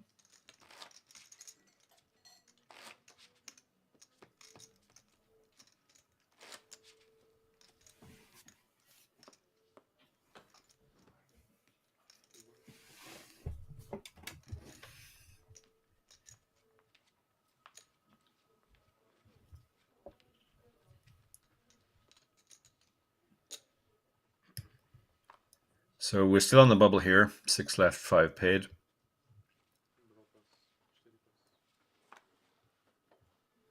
There has been no talk of paying the bubble, which you often see in these events, but less often in high rollers, has to be said. I like on the button here with the 10-9 suited, and you definitely want to open, but he just has over 20 big blinds. He has a stack which is very vulnerable to getting 3-bet. Limping is an option here too with this type of hand that plays well multi-way. But he has gone for an open. And goes out with the better diamonds. He won't be folding. This is the kind of hand where you could just shove now as well. There's 91k in the middle. Lelek only has 404k behind, so that's the effective stack. So yeah, I think shove is the play here. Get him to fold stuff like 10-9. That actually, as you can see, even though his diamonds are no good, he still has 45% equity.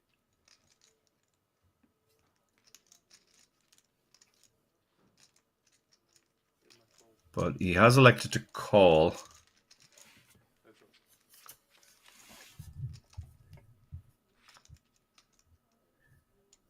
And that's a good flop for Lelek. Middle pair, middle pin as well. Gut shot.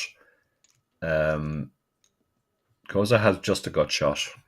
Some backdoors like on king queen as well, but it's a pretty bad flop for.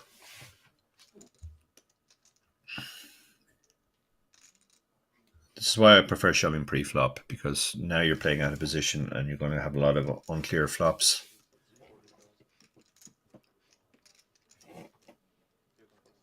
And you're going to have to let it go. Shove pre-flop would have worked, but when you get that flop, you have to give up.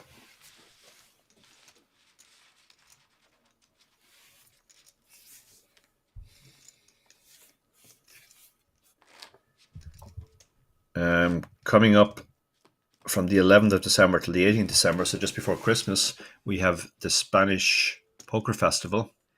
The main event, grand final, is a 300k guarantee.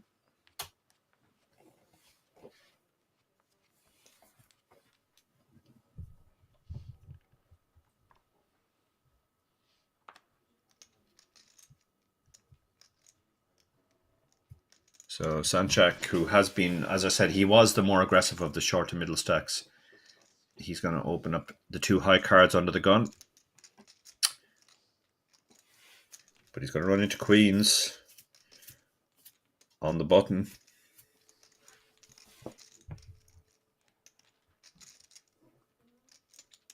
Queens probably not strong enough to trap flat. If you had aces here, you could trap flat, or even kings. But queens, you don't really want to let the blinds in for cheap. Give them a chance to hit over cards. So I think we'll see a 3-bet here. I'm not even sure that Sanchek's open was correct given the ICM.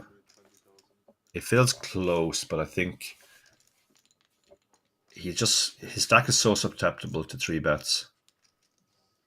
He actually doesn't have a ton behind as well. So he shouldn't. Yeah, he really doesn't want to be raise folding off this stack depth. And if you're opening hands like Queen Jack off, you have too many raise folds.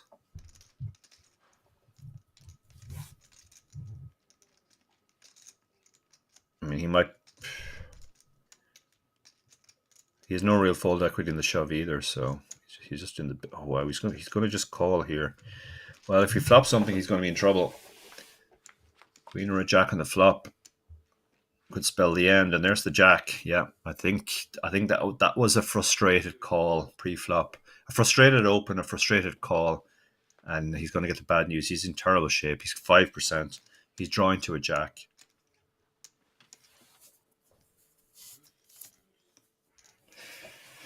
Yeah, Ray says Queen Jack off's an auto fold of 13 big blinds. Yeah, it is, Ray. I think he was a little bit frustrated the way the final table had gone for him so far, and saw 2 high cards and decided to open, but it wasn't the best of opens. And certainly when you 3-bet, you just have to get out at that point. Unlucky, obviously, to hit the jack and get stacked, but shouldn't really have been in that situation. Had 2 chances to get away pre-flop. So just like that, the bubble is gone. So now, completely different situation now. Now we're basically, it's a regular final table.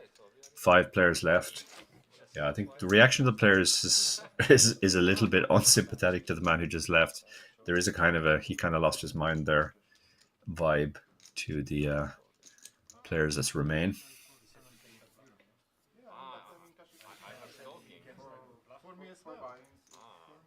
But they'll all be very relieved, obviously, now. They've got 2K locked up, paying for 9.5K up top. As I said, now it's like a regular final table.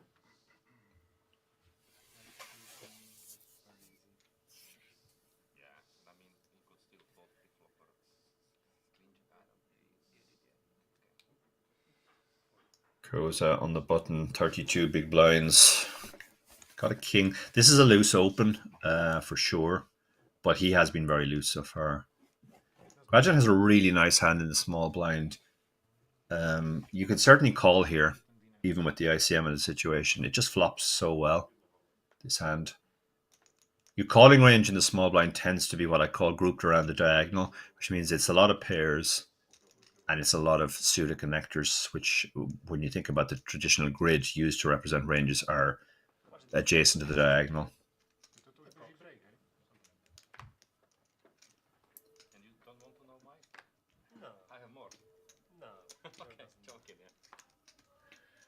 Ray says I'm on seat 4. Yeah, I've been very impressed by how he's gone about his business so far.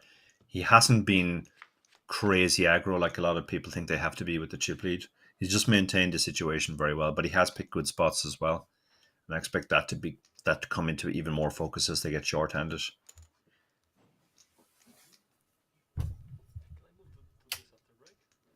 So Krajan has flopped very well here. Open-ended backdoor flush draw. Bottom pair for Koza on a very coordinated board. So he might just be tempted to let this one check.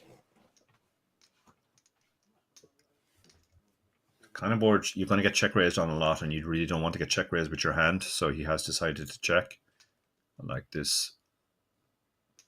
7 on the turn. So now gut shot, and there's a 4-liner possible. Any 8 makes a straight. So Krajan's hand is really very pretty now. He might be tempted to bet here, because when Koza checks the flop, a lot of the time he has just a fairly weak, mediocre hand he's trying to get to showdown, and we can put those under pressure. Even if they call, we're not going to get raised very much here. Even if they call, we have a lot of really good rivers, obviously, but we can also bluff the river. So yeah, I like this bet from Krajan.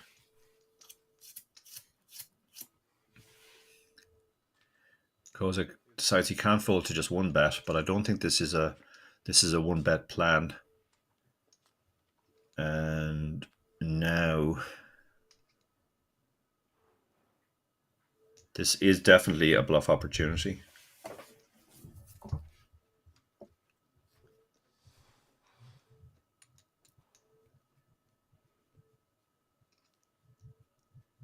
Will he go for it here?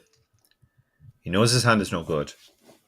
He has almost no showdown. Yeah, he's firing on a bet here. There's no need to move all in. You're not trying to get a very strong hand to fold.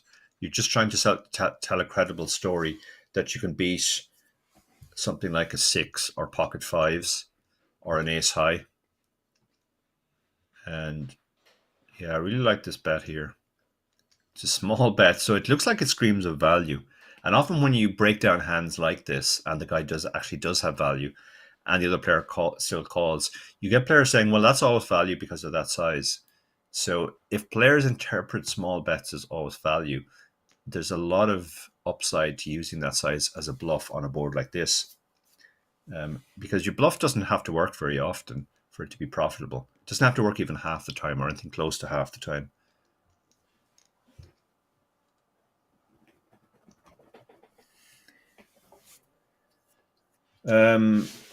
Ray asks about shoving Queen Jack. Yeah, you could shove Queen Jack suited preflop for sure. Yeah, that's an option even with ICM. Yeah, he can't believe he got called by that hand. You could see the reaction there. I can't believe you called that hand. He knew he had that type of hand, and he expected him to fold, but he didn't fold. And looks like we're going on a break here now, so we'll be back in about 26 minutes. See you all then.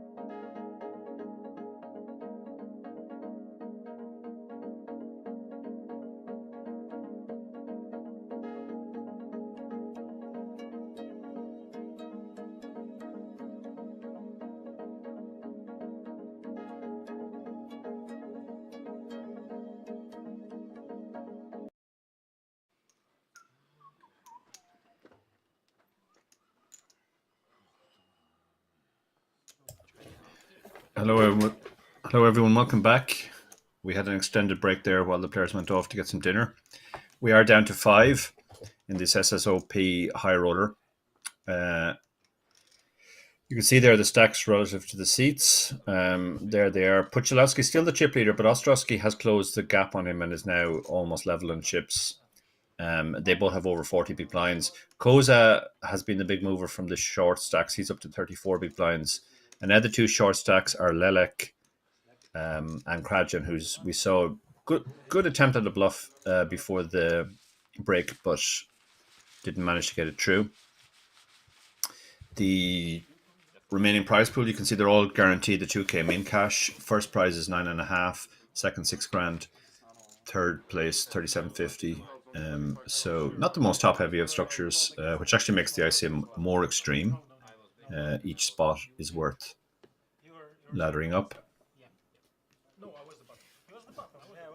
For those who don't know who I am, my name is Darragh Kearney. I'm a professional poker player from Ireland. In addition to being a professional player, I'm also a coach, commentator, podcast co-host, Chip Race, and I've written 5 strategy books, one of which is actually called Endgame Poker Strategy, the ICM book, so covering these sort of situations.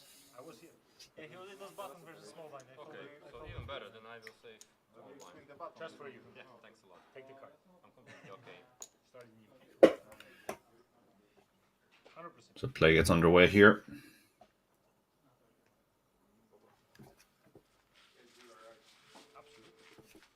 He's a supervisor. But it makes more sense because you were really big fan. It's a little bit different than you were like watching how many chips is over the table. I mean, I was watching a little bit on the hand, and I saw that you were betting out of position. So 25.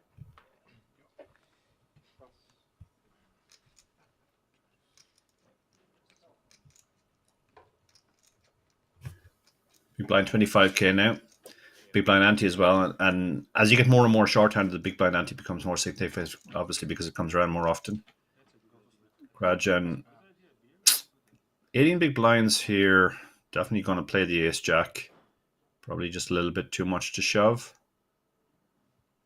Although with the ICM there's some benefit to shoving as well.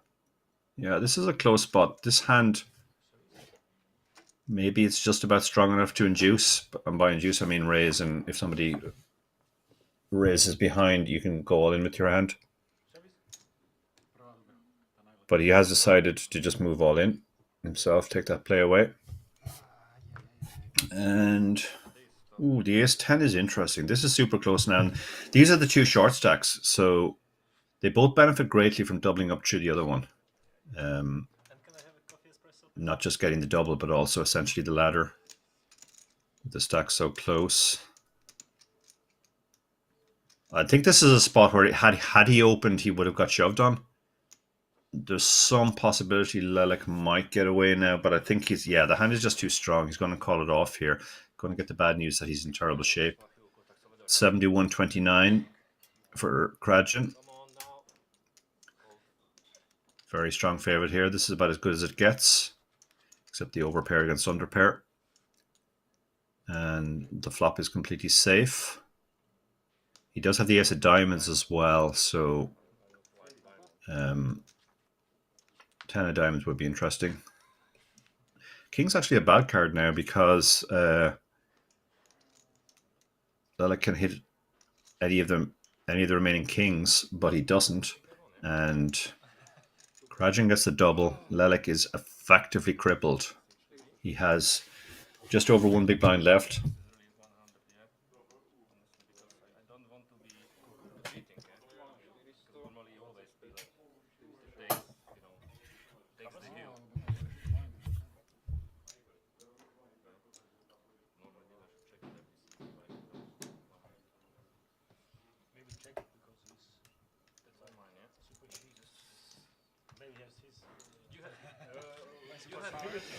So huge turn there for Krajan. We saw him with that unsuccessful bluff just before the break. He's going to feel great now. He's more or less laddered a spot unless there's a miraculous comeback by Lelek. Remember, Lelek came into this final table, second in chips. He has been by far the most active player at the table, and it really hasn't worked out for him. And it does show the perils sometimes of being aggressive. Often players, if players are aggressive and it works out for them, people think that's all you have to do, but it can go the other way as well. But at least he's in the money. 5 players paid, 5 remaining. Takže je mi to ľúto, že proti tebe inak.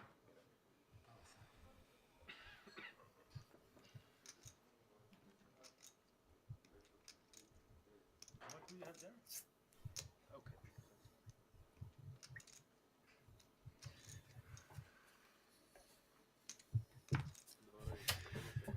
So it's always a strange situation. One player is this short. The other medium stacks really don't want to get involved. And we're going to see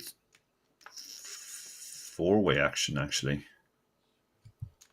Koza has raised the queen 5 suited under the gun. That's very enterprising in the circumstance. But the hand plays well multi-way, and it might get checked down a lot. And they're going to gang up essentially on the short Lelek here. Koza actually has the most equity with his queen high right now.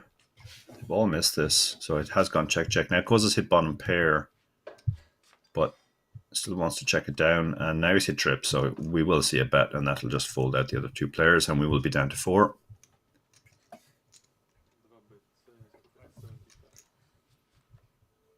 So unorthodox open, but it worked out for him. We do see the elimination of Lelek. Came into the day second in chips with immediate position on the chip leader, so maybe a disappointing outcome for him in the end, but at least he is in the money. He cashes for 2k. And we're down to 4.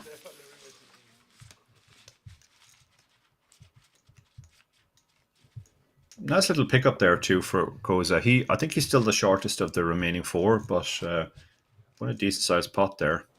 So the stacks are kind of moving closer together, if anything.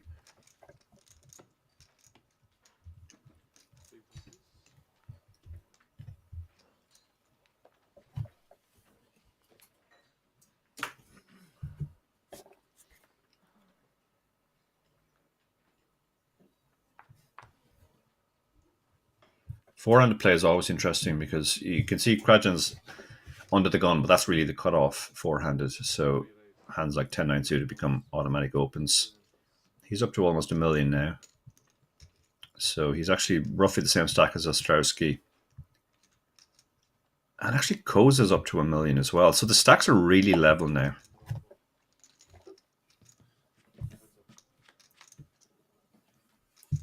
Which of course exacerbates the ICM of the situation. So low card board favoring the big blind defender, who's going to have maybe all the 6-5s for the straights, and he's going to have a lot of flush draws as well. Graduate's hand is trash though, so it was worth firing out a bet there, and actually got a better hand to fold. Spot like that, you might check a lot of your ace highs that you figure are going to be good, but when you only have 10 high, you might as well go ahead and c-bet.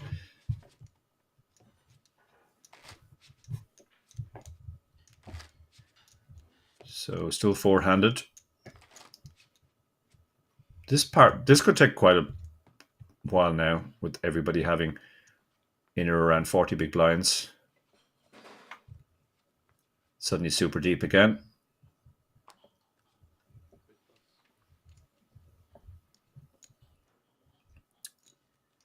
Zalewski's been fairly card dead on this final table, but he has maintained his chip lead throughout by basically not stepping out of line.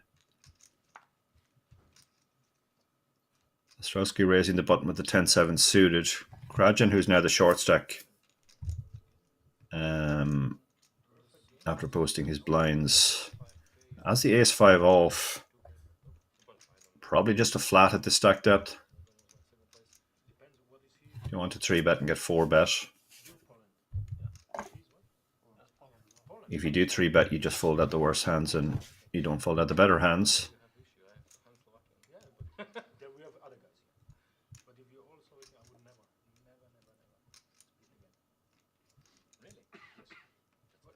Play your hand. Play your hand. Okay. 175. Dwara is 175,000. 7 plus. No, I played it. But he did go for the 3-bet and it got through. We have seen him use the 3-bet before with these types of bad aces. Got one through before from the small blind with ace-9 off. I go with the break, this end together, speak everything. I raised three big calls. I said, it's no problem. I get busted, no question about it. I just do it like that, and the call from it. I'm sorry for it, to be honest. No, I don't like this it is because not good you against. should be welcome here and really. No respect about poker. This is my part. Ostrowski, having raised folded the previous hand, has another hand he can open, Queen-9 suited. Gone ahead and opened that. No, absolutely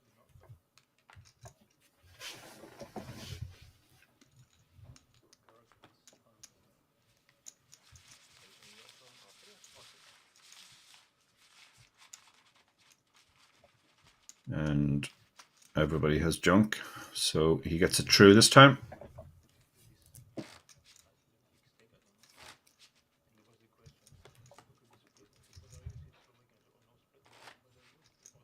Coming up from the 11th till the 18th of December, so just before Christmas, we have the Spanish Poker Festival. The main event is a 300k guarantee here in the Banco Casino in Bratislava. Koza under the gun, King 8 off. Normally not an open, but he has been the player who has been opening a lot wider than normal. So not surprising to see him reaching for chips here.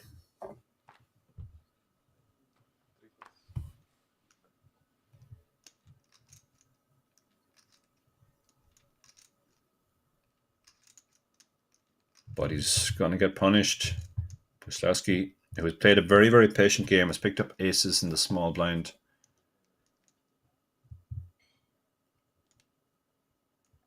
Could actually flat this sometimes, but he's going to go for the 3-bet against the overly aggro Koza. Trying to juice a light 4-bet or a flat. But Koza, so far at the bottom of his range that he pretty much had a hand that shouldn't even have been opened. So no real decision when it comes back to him, and makes a very quick, disciplined fold. Like to see, nice to see no posturing there.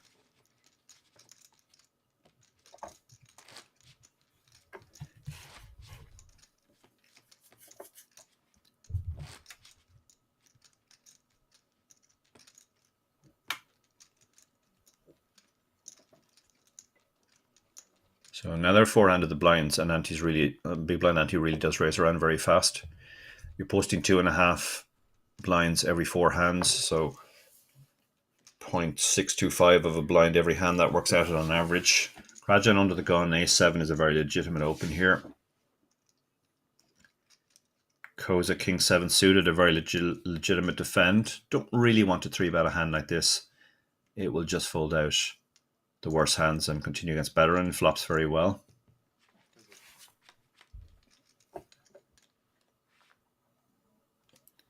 Very difficult to hit flop here, so the player with the pre-flop advantage, which is the opener, is almost always going to have the best hand.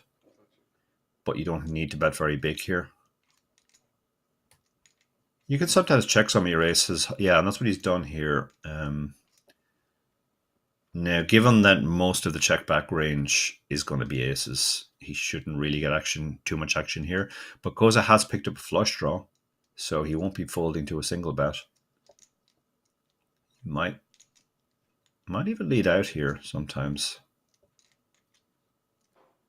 Yeah, he's going for the lead here. He basically is trying to set his own price to see the river, and he might get a fold once in a blue moon. I think Krajan now.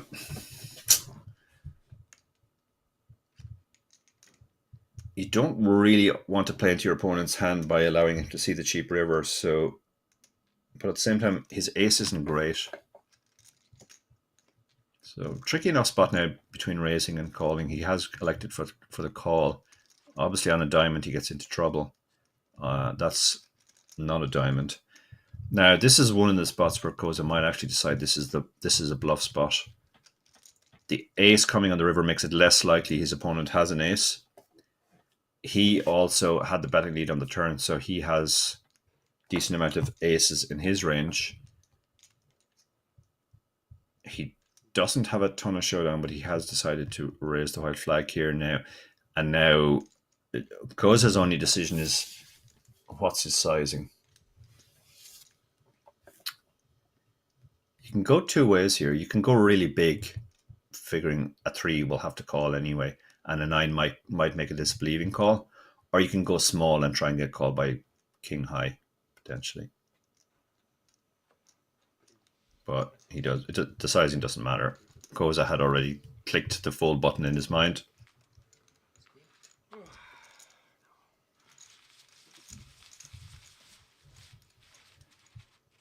So Krajan benefiting there from checking the flop. Got the turn bet.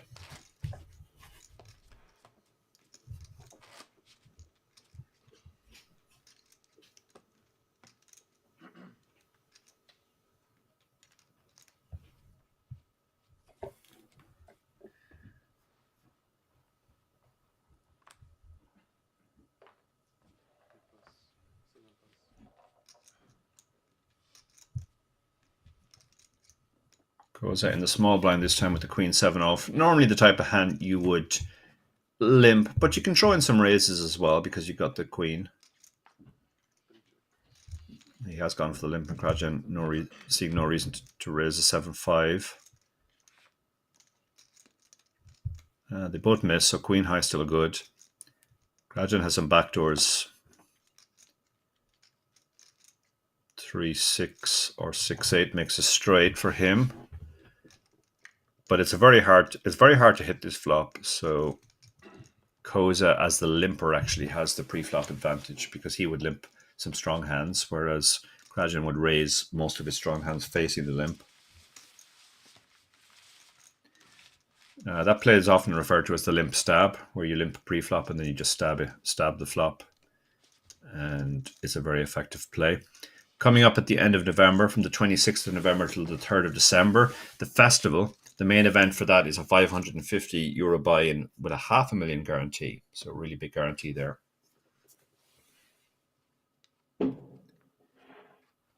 Lots of events coming up here in Banco Casino. If you're watching us on YouTube and you click the subscribe button, you'll be notified every time we go live for a stream. And if you click the like button, that helps us greatly as well, just in terms of getting the word out. So Ostrowski, legitimate hand here, opening the ace-10.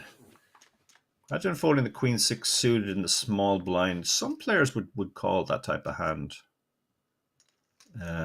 Kozlowski with the 3-2, defending against the small open here. And has flopped a flush draw. So won't be going away to a single bet here.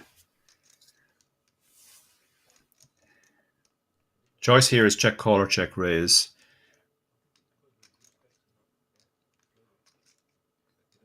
Generally, you want your check raises to either be very, very strong draws or weaker draws. So if you had something like 10-9 of hearts that you're happy enough to stack off with, you could check raise a hand like that. 3-2 of hearts also. Sometimes you'll fold out a lot of better hands with the check raise. Whereas if you have, the ace high flush draw, well, your hand might be good anyway, so it makes more sense as a check call.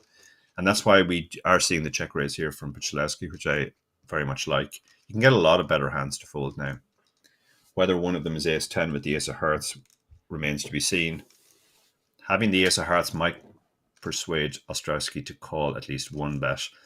The problem is, irrespective of what the turn card is, you're not going to feel brilliant about calling another bet. Even if it's a heart, it's just a flush draw you have at that point, not an actual flush. You have some straightening cards. A queen or a jack would give you a gut shot additionally. But then even an ace you're not going to feel brilliant about either. So it's a tricky enough spot, but you probably do have to continue here. Just put your opponent to the test, see if he's willing to fire at the second bet. Now, interesting turn card, because Puchalewski has actually hit a pair, which means he's pulled ahead of a lot of the hands that are floating. Might actually elect to check here because this is not a card that improves him very often. So it's something of a blank, even though in this specific case it has improved his actual hand. Again, he's staring at his opponent. He's very, very watchful at the table when he's in a hand. Yeah, he's gone for the check here because of the fact he's picked up the showdown. His hand is strong enough to check call now. So, and if it goes check check, he doesn't mind either.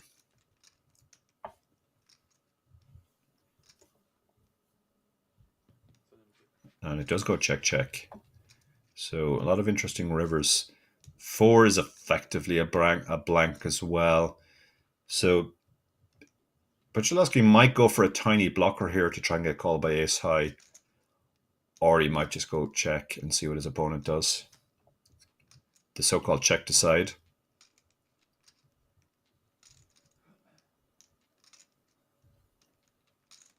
Studying his opponent very carefully.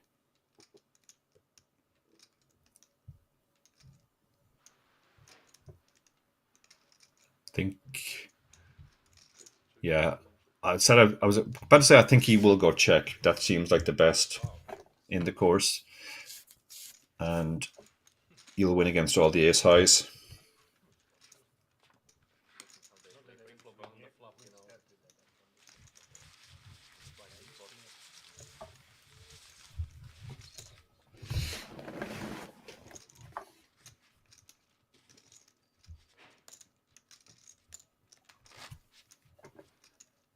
So well played by Puchalowski there. I liked the check raise on the flop as a bluff, and then I liked the decision to just shut down and win at showdown once he hit his 3.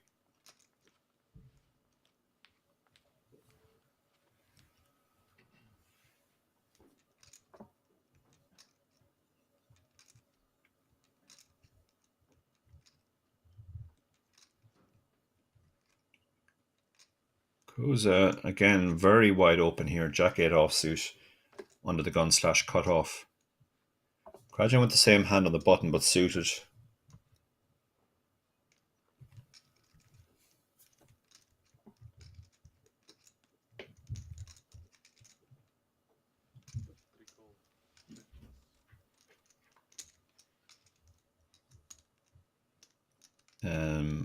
He's elected to call, a hand that plays well in position. Ostrowski could go either way now with this hand. It's a reasonable squeezing candidate with the ace, but you can also just call. And he does, in the end, just call.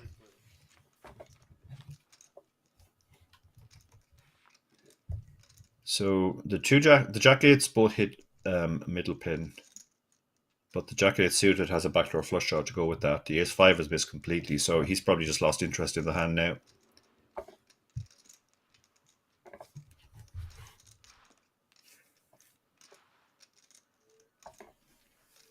Koza's going to bet his middle pair. And Krajan will not be going anywhere for one bet, I don't think. Stacks are very similar, so yeah, he's going to call here and see what his opponent does on the turn. There are some interesting turn cards. That's not particularly one of them. They both pick up a gut shot now to go with their pair, which probably makes it more likely it goes check check now.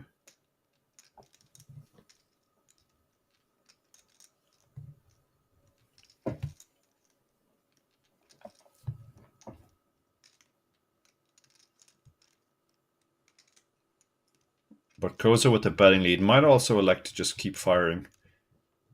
Charge the draws. Problem is some of the draws have got there. 5-6 has got there. Jack 10 has got there. But once he does bet, and it's a small bet, just over third pot, it puts Krajan in a tricky spot now. Might elect to turn his hand into a semi-bluff. Thinking maybe he can get like a weak king to fold.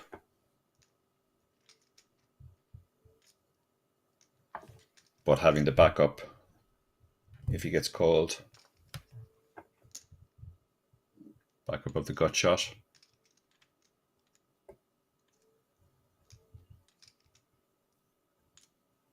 Giving this a lot of consideration here. I think all the options are on the table here. You could fold just thinking your hand isn't great and you're not going to be able to call a river bet unless it's a 10. You can call and see what your opponent does, but you can also turn your hand into a raise. And I think that's what he's going to do. It looks like he's counting out raising chips. That's leveraging the ICM of the situation as well. And he does raise. And now he's put Koza in a horrible spot. This is not what you want to happen when you bet for the second time. Don't think he can continue now because he's in terrible shape against the value range.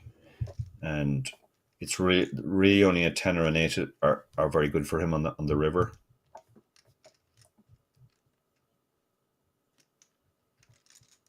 But he has made disbelieving calls before, including against Krajan just before the break. So I'm called down. This time with one card to go, he lets it go. And Krajan shows the hand, maybe just to get under his skin a little bit.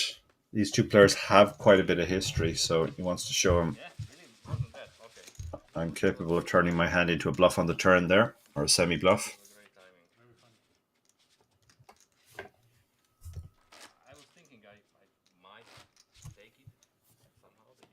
Coming up from the 3rd of November to the 13th, we have the Polish Poker Championship.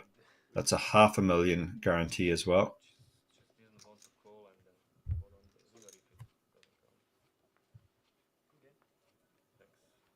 Not really. I would be blamed on the stream from 1,000 haters like that I showed my hand. Only if you will see 50 people watching. That's good point. Thanks. You saved my reputation. Thanks a lot, man. Because definitely. Ostrowski, Queen Jack off in the cutoff. Sorry, small blind. Small blind. Can limp in here or can raise. Goes King 2 suited. Check back is the more sensible option there. You have a hand which really doesn't want to get limp raised, so might as well take that play out of the equation by just checking. Ostrowski, this is really a clear out equity spot where you expect you have the best hand and no worse hand's going to call your bet, but you don't mind when something like 8-7 folds. Koza with the king high, which is going to be good at quite a lot, and also the backdoors is going to continue. Now Ostrowski has the first real decision point in the hand where he either figures his hand is not best now and keeps bluffing with a gut shot, or he shuts down. He's gone for the shutdown option.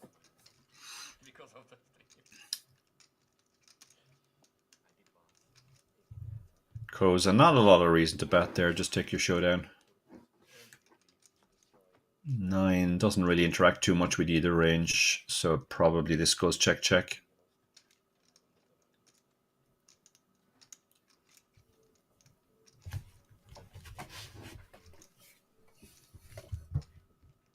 These blind and blind spots are tricky because the ranges are so wide. A hand like king high and queen high is actually pretty strong, blind on blind. So both players thinking maybe they have showdown here. Not sure about this. I don't know what this is. I guess he's specifically trying to get king high to fold.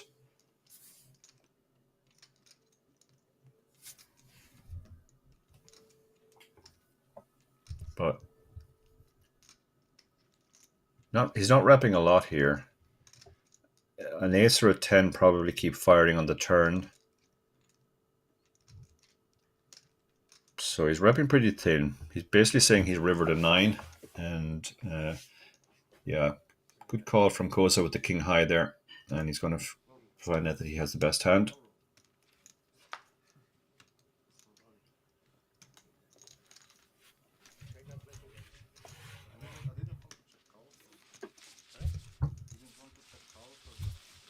So chips haven't really, we haven't seen too many big pots. The chips have just been flowing gently from one stack to the other, backward and forth.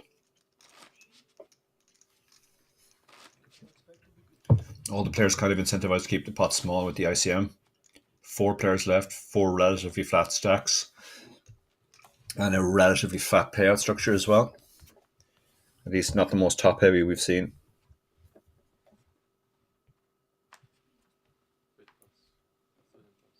Puszczalewski still is the chip leader though, and to my mind he's been the most impressive player. Haven't really seen him put a foot wrong, but has been a high standard of play throughout here. Goes in the small blind. He has tended to raise from the small blind rather than limp in. Seems to be his preferred option. Krajan with a hand which certainly you're not going to fold.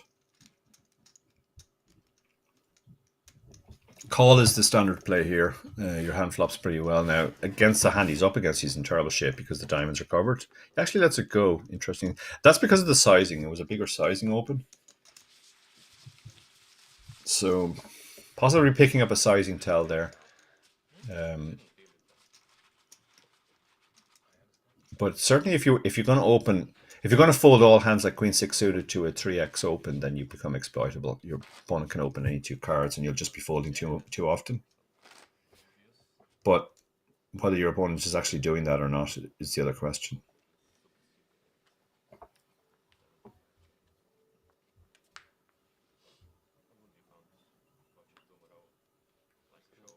Strowski letting the 8-3 off go. No reason to get involved there. Koza now picks up jacks on the button, so he'll be playing 2 hands in a row, raising 2 hands in a row.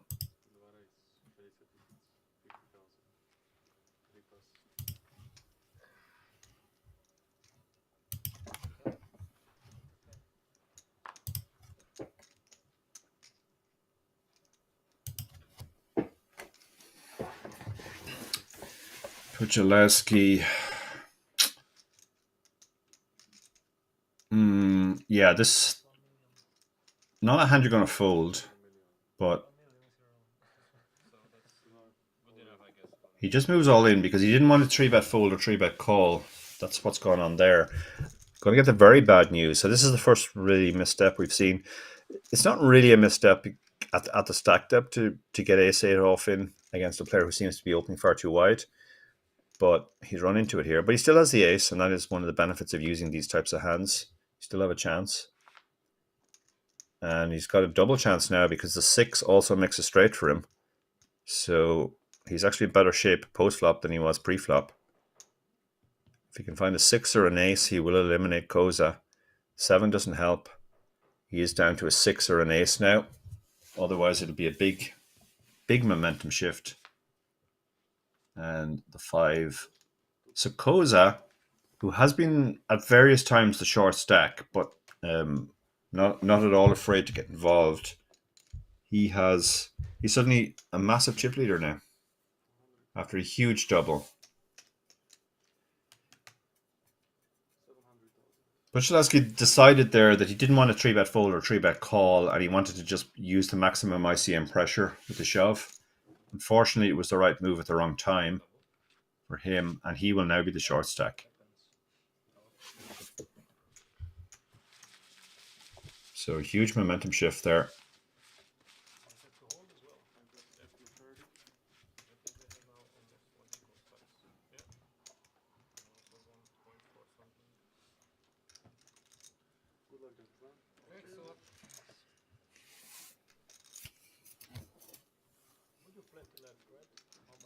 Dealer change and momentum change as well. Suddenly Koza is top of the chart. 60 big blinds. Look at that. Krajan, who also was one of the shortest stacks at the start, has 41 big blinds. And the 2 guys who were at the start, first and third in chips, Ostrowski is still third, but he is a long way short of second. And Puszczalewski, who came in as the chip leader, has been pretty card dead, but that was the first really big pot he played, and he came at the wrong side of ace-8 versus jacks.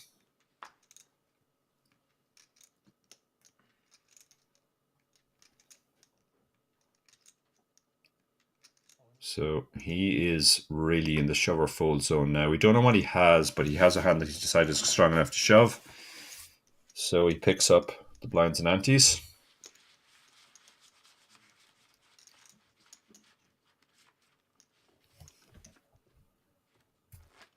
Looks like he's taking it in his stride. He just has to adjust now to this new situation of being the short stack and taking his shove spots.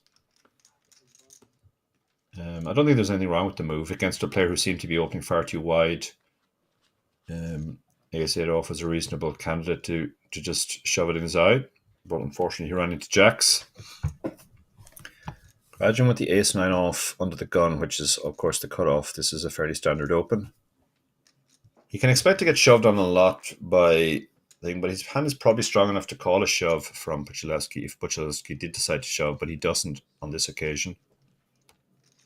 We've seen a lot of action between these two players, Koza and Krajan. It would be interesting if these guys head up, given the amount of history there is between them. But they are the two big stacks now. So they will want to keep out of each other's way until they get heads up.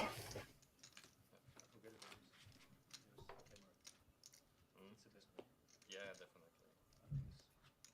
People get crazy sometimes. Yeah. I'm really happy it didn't affect my game at all. Only this stupid thing like where I'm showing.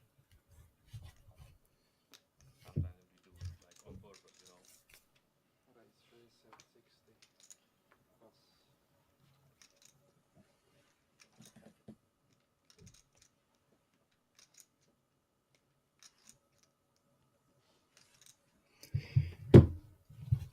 So Puchalewski under the gun. He's gone for an open this time, and off his short stack, that looks pretty strong.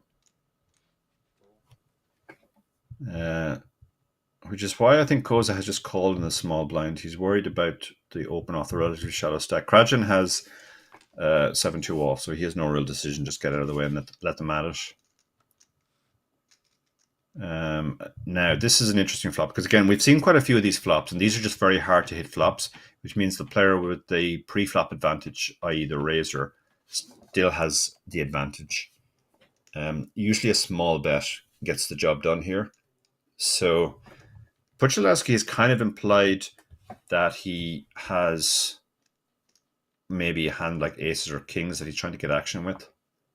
So he can continue to tell that story by putting out a small bet here.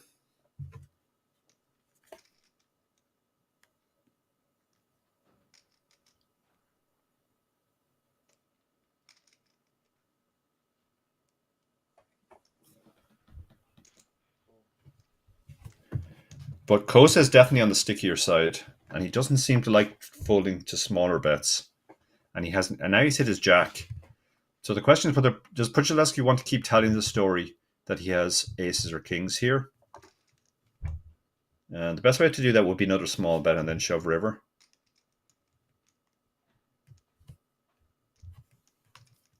Or does he size up his opponent and think he's not the folding type, and I'll just cut my losses now, retain my 10 big blinds, and just write this off as a misadventure?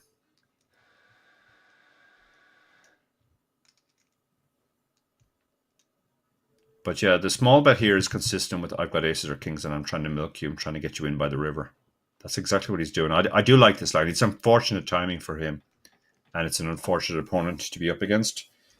But he's basically saying I have aces or kings here, and I'm trying to milk you in by the river. There's no real point of Koza raising here, because if he thinks his hand is good enough to go the whole way, he might as well just call and let Puchalewski bluff the river.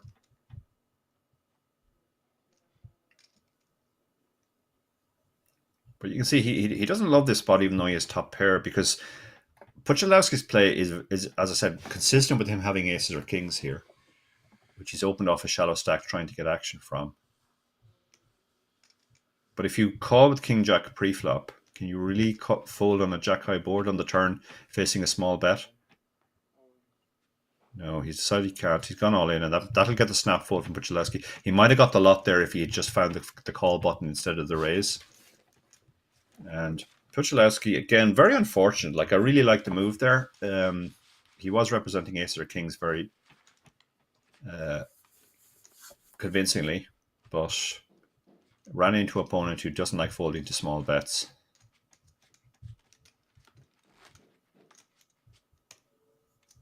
And that will extend the chip lead of Koza.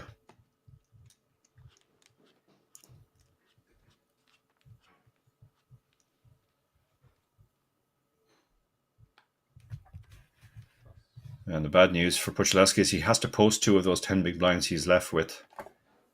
This hand, Koza won't be giving him a walk either with ace-3 off. This is a hand, I mean, you don't feel great about raise calling a 10 big blind shove, but you have an ace, so you have to open. Krajan really won't get involved without a hand because he just wants Puchalski to bust now. Puchalski has a hand you can just defend here. He's not going to shove this. There's no point in shoving it, but you can call a hand like this, and if you flop anything, just go with it. Now he's got a really bad gut shot here, so this is probably getting check folded.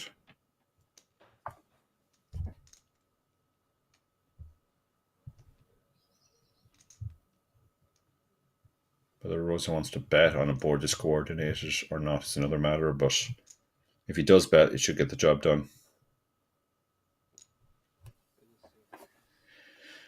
And the check fold, more frustration for Puchalski.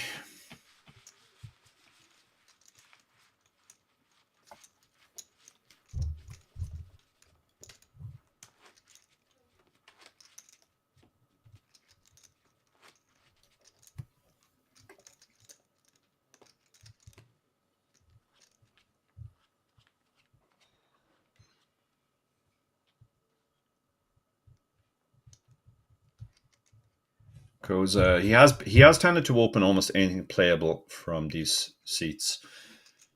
So is he going to stick with that and open the 9-6 suited? The answer is yes, he is.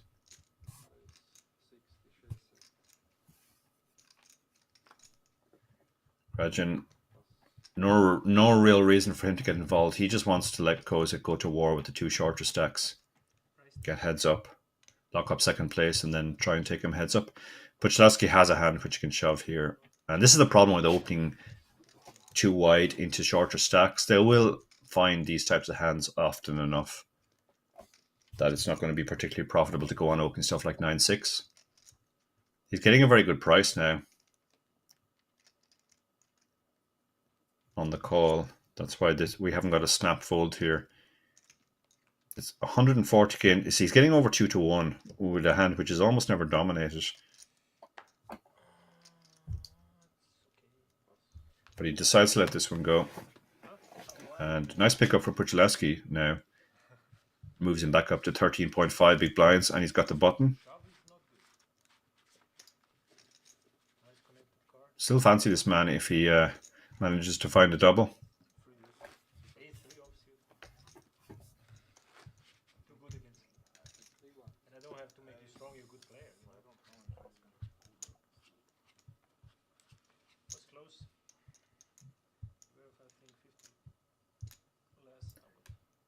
Imagine under the gun, 6-2 suited, no real reason to open this. He just wants to keep his head down while the others splash around. Oh, and look at this. Puchalski finds aces immediately. This is the dream. This is what he was representing before when he min-raised, and unfortunately didn't work out for him. But he's got exactly the right customer in the big blind as well. Koza, a man who will make disbelieving call downs.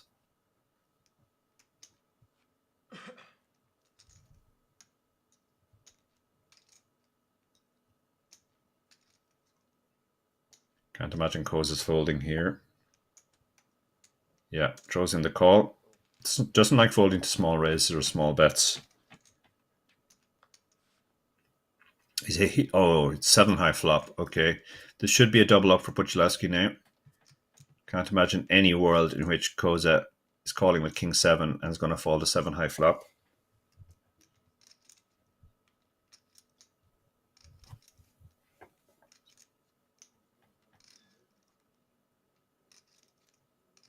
It's a more coordinated board, so you can go for a bit of a bigger bet on this type of texture. Looks like he's gone for 55, which is roughly third pot.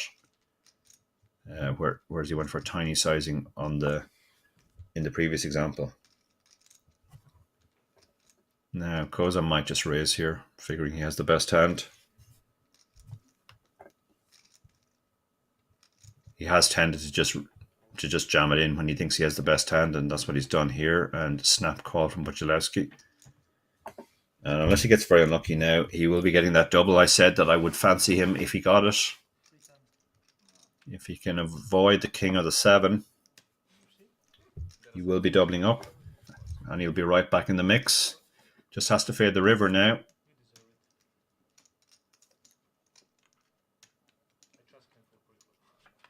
Here it comes. And he does. Big double up there for Puchalewski. Setback for Koza, but he's still the chip leader.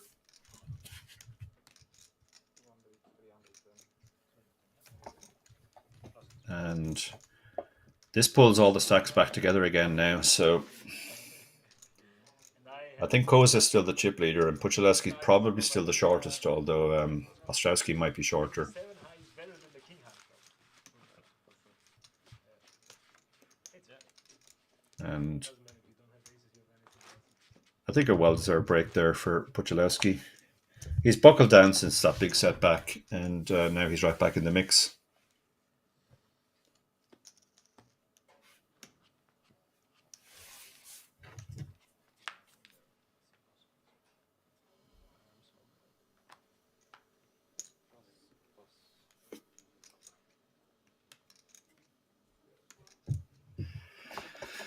Goes in the small blind. He has tended to just go ahead and raise from the small blind.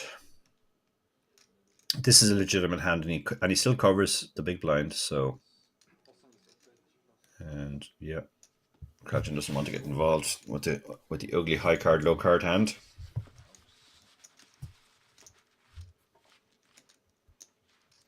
You can see Koza's still chip leader. Krajan is second now. Puchalowski's actually up to third. In fact, he's well clear of Ostrowski, who's now the short stack. Ostrowski was kind of forced to wait out Puchalowski, but now that Puchalowski has got the double, Ostrowski is next on the chopping block.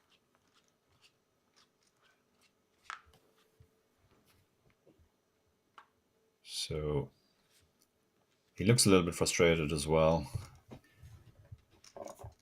In a lot of worlds, he'd already be three-handed, but now he finds himself caught adrift, a fairly distant fourth.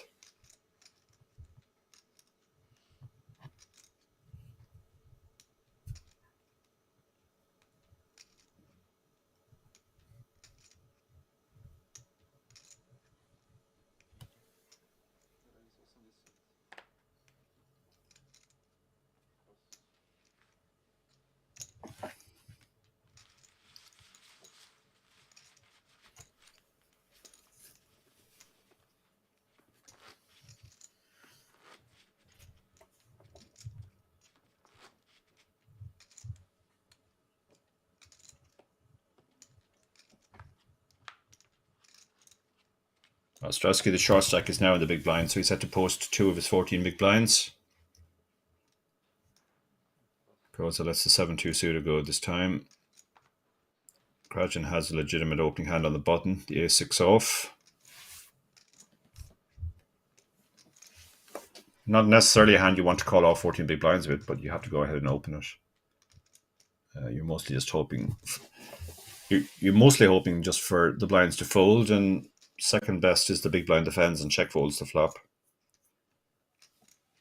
Puchalewski has a pretty hand. King 3 suited. The suited kings make reasonable candidates in this spot, but he's decided with the shorter stack in the big blind to just let this one go.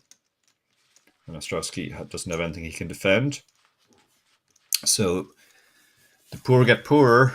He now finds himself with 12 big blinds, having to post a small blind.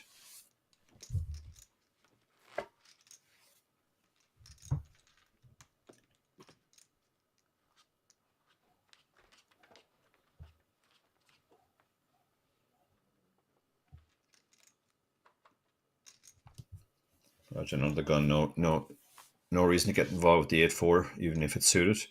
Puchalowski has an interesting one. Again, a hand you have to open off his stack, 25 big blinds, but you're not really looking for action with this hand. Again, you mostly want them to just fold, but if they do call, you want them to check fold the flop most of the time, unless you've hit a set.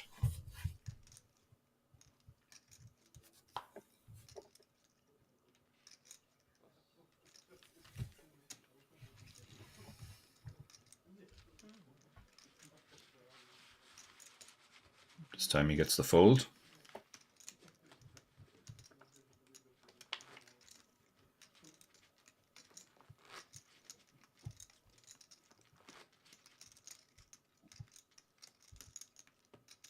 Coming up here, 11th of December to 18th December, so just before Christmas, Spanish Poker Festival.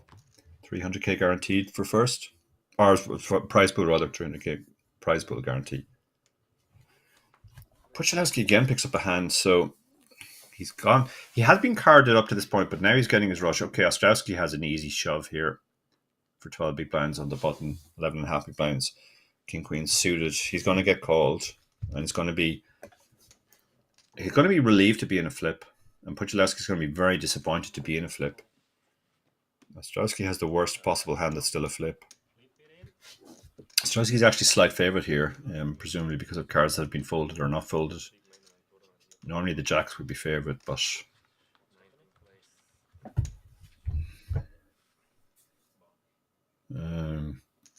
well, set for Puchalowski, but Ostrowski's not dead. He has a gut shot. Looking for a 10.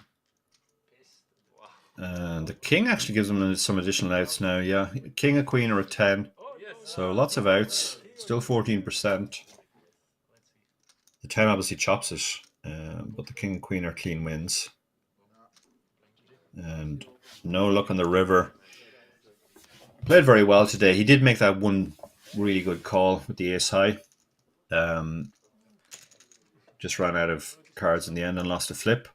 And look at that. Puchalowski is now pulled back up to second place.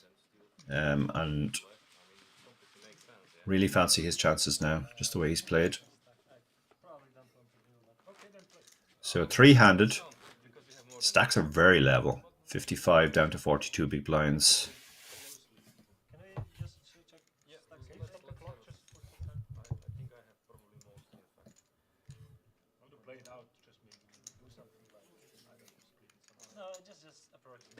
Ostrowski picks up 2,500. I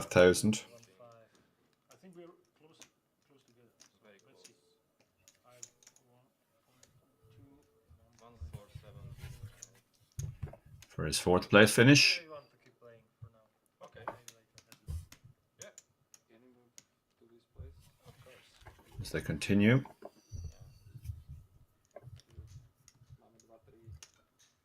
I will play it out anyway. Puchalowski has decided to move away from the other two. Just a little bit cramped there in the middle of the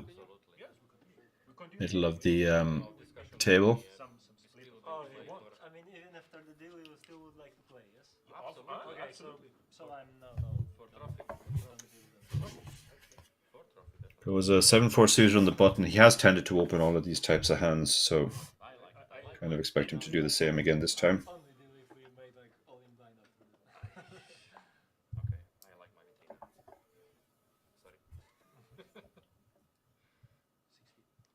Sorry.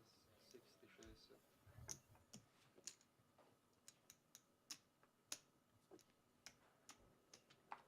How much do we have now? I think exactly 1.2 million with the big. Okay, so a little bit more than most. Rajan, he has tended to three bet these types of hands, and he does so again, very much his tendencies. Will Koza peel the 7-4 suited? No, he lets it go.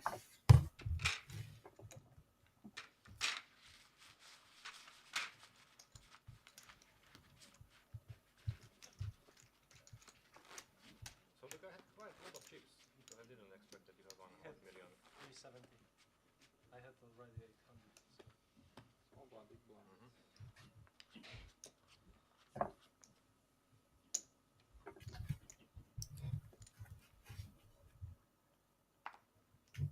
Rajan on the button. 10-5 off is not a hand you want to play, even on the button.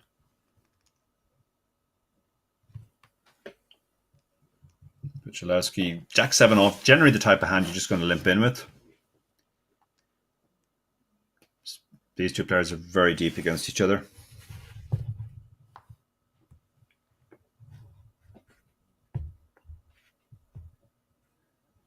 Ace 6. You could go either way with this.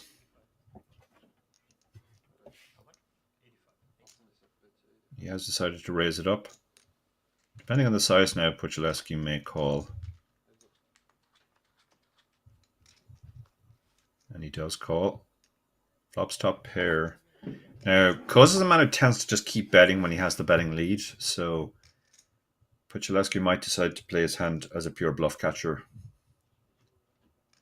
He has some additional equity with the 7, but Koza shuts down for once, showing maybe good board texture awareness. This is a board which hits the limp call range pretty hard. Now, Puchalewski's pretty sure he has the best hand. It's just a matter of how do we get value. Do we check and maybe now he stabs, or do we bet and hope whatever he's checked back on the flop because he thinks his showdown will call, and then maybe call a river bet as well? He's gone for that option. Try and get called now. And against somebody as sticky as Koza, I think this is actually a good option. Koza. But Koza lets this one go, so he might be changing his play slightly now, given that 3 relatively even stacks left. He was short for a lot of this final table, but now he finds himself as the chip leader. It's a different situation.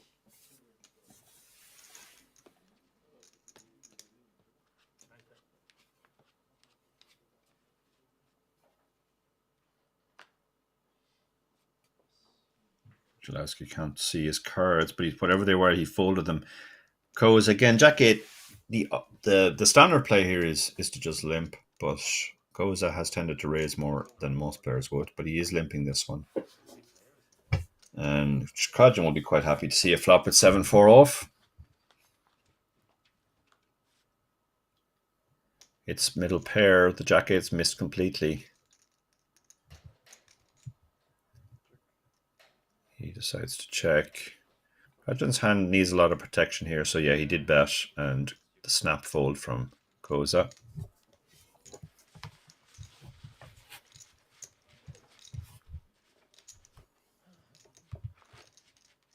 Coming up here, end of November, 26th of November till the 3rd of December, the festival. The main event of the festival is a $500,000 guarantee for a 550 buy-in here in the Banco Casino in Bratislava. Goes on the button, Queen 7 off. Normally not an open, but he has been a lot wider than most in these spots, and he's going to go ahead and open.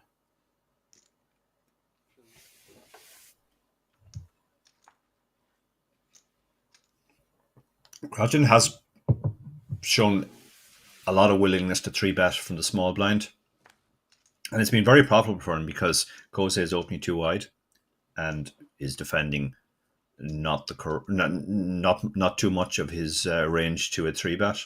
So we see the 3-bet. And that actually puts Puchalewski in a tricky spot now with the ace-10 suited. This is a hand he could have squeezed with facing a call, but facing an open 3-bet, your ace-10 suited suddenly doesn't look so great. So this is a tricky spot for Puchalewski. Yeah, not surprised to see him fold there. Just decides you're obviously ahead of the value of the bluffing range, but you're blocking that, and you're in terrible shape against the value range, and you're not closing the action either. So nice pickup there from Krajan. These small blind 3-bets have really worked out for him. Been the most profitable part of his game today.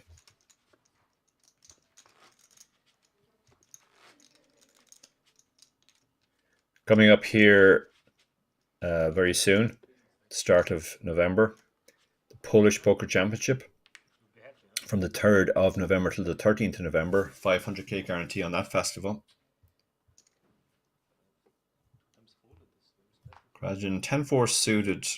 Yeah, and that's the difference between Krajan and Koza. Koza would definitely have opened that hand, but Krajan is sticking closer to more approved ranges. Puchalewski, type of hand he generally would just limp in here, Queen 4 suited. I think he wants to try and establish a dynamic with Koza as well, where he just limps a lot and Koza checks behind a lot and then gets to play flops against a player he probably feels he has an edge over post-flop.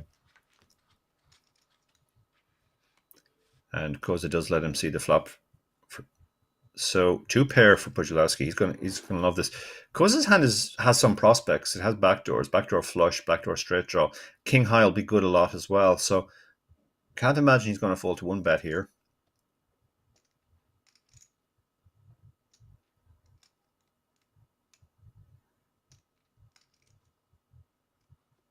Standard play here is just call. See what happens on the turn. A lot of good turn cards for you, and your opponent might shut down. That's not what one of the good turn cards. And Pujalowski now has a house. I'd actually like to see a check here now. Because you have the board so crippled, it's hard to see what your opponent has. And Koza might take the bait, and yeah, I love this check. Because most of your range really doesn't improve on this queen. It cuts down the possibility that you have the queen yourself. Koza doesn't take the bait, but he might get paid off on the river, where had he bet the turn, he was definitely getting the fold from the king 8. Now, question is, do you check again and try and get him to bluff? Koza hasn't been too bluffy, really. He's been more stationary, like tending to call bets too much rather than to bluff too much. In fact, I'm not sure we've seen him bluff yet. Yeah, and that's why Puchalowski is going for the bet here. He probably recognizes Koza doesn't bluff very much, but he does call too often with fairly marginal hands.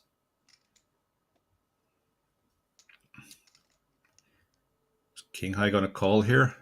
He doesn't have the worst candidate in the world to turn into a semi-bluff, blocking King 10, but we haven't really seen that from him so far. We just have tended to see him call maybe a bit too wide in spots where he thinks he might be good. It's very hard to see anything he's beating now, because even the jack interacts with some of the flop bluffs. Like Jack 10 might bluff the flop because it's open-ended. Jack 8 has got shot. And yeah, he does let it go in the end. I don't think there was any way Puchalowski was getting paid there, but he certainly found the most likely route to getting another bet. Trying to get his opponent to bluff the turn, and then try and get him to make a very stationary call on the river, maybe with ace high or a bad pair.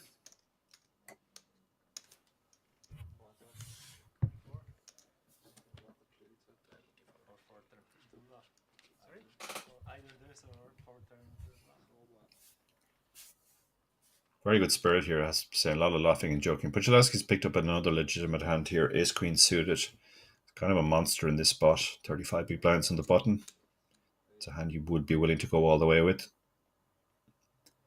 Koza king 4 off. Not really a hand you want to get involved with in the small blind. Just let that go. And 7-2 off. Not a hand you even want to defend.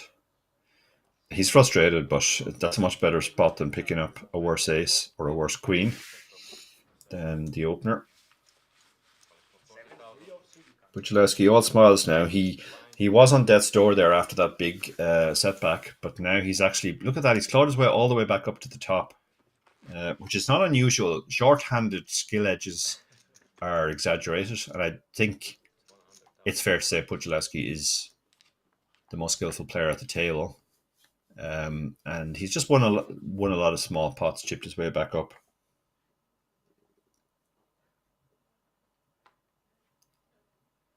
Goes out on the button. The Jack 10 off will definitely be opening this.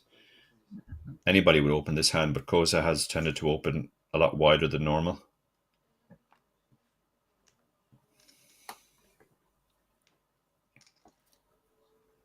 Krajan's shaking his head. He has a 3-bet candidate, but he's done so much 3-betting recently. He might think that Koza is reaching that point where he's just fed up. Hand makes a reasonable flat as well, but with ICM you don't want to be doing too much flatting. You're going to be playing out of position.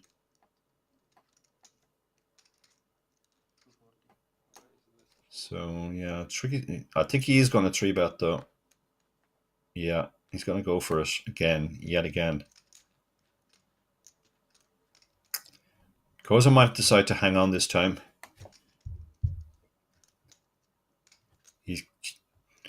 He's probably reaching the point where he thinks, I can't keep folding to these 3 bets because he's doing it so often. Almost half the time, Koza has opened the button, Krajan has 3-bet him. So he will be strongly suspicious now. Question is, how does he want to continue? Does he want to continue with just call and play in position, or does he want to turn his hand into a light 4-bet? There is enough room here for him to make a very small 4-bet and then fold to a shove. But his hand is so pretty, he might elect to just call as well. No, he's actually gone for all in. And this will work. This will work. King 9 suit is not a hand that you're going to call an all in off with. Yeah. Yeah, he's just decided Krajan's doing this too much. He's drawn a line and said, yeah, he was never calling there. I think there was a little bit of posturing there. And you could see almost that he didn't even feel great about the 3-bet pre-flop because he just thought, I've done it so much to this guy, that's likely to happen. He's likely to just jam it in my eye, and I don't have a hand I can call off. I don't blame him to keep going until that happens. But yeah, it was always likely that Koza was going to do something like that. Jack 10 off is not the worst hand to pick either because you're going to have equity if you run into Ace King. Even if you run into Aces or Kings, you would rather have Jack 10 than a worse Ace. Big one, please. Sir? Sorry? Big one, please. Yeah. Thank you. These are the two players that have had the most history between them. And that hand was very heavily influenced by the history there of Krajan just constantly 3-betting Koza and Koza constantly folding.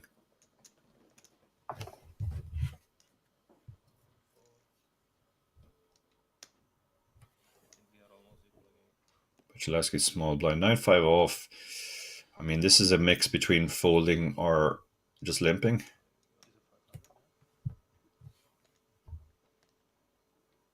Blinds have gone up as well, so I think he wants to see the stack depth. Koza hasn't really been pouncing on his limps, so I probably would just go ahead and limp this. And that's what he's done.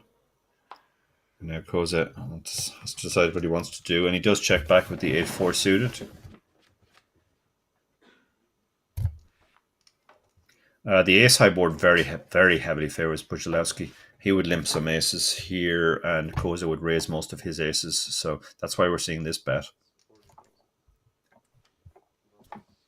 Koza's tended to just give up very quickly in these spots where he has nothing as well. So that kind of tells you he's not going to give you too many difficulties post-flop.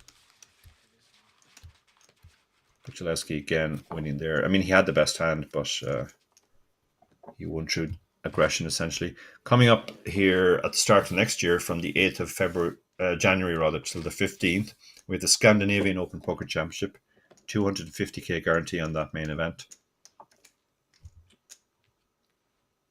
Lots of great events coming up here in Banco Casino in Bratislava over the next few months.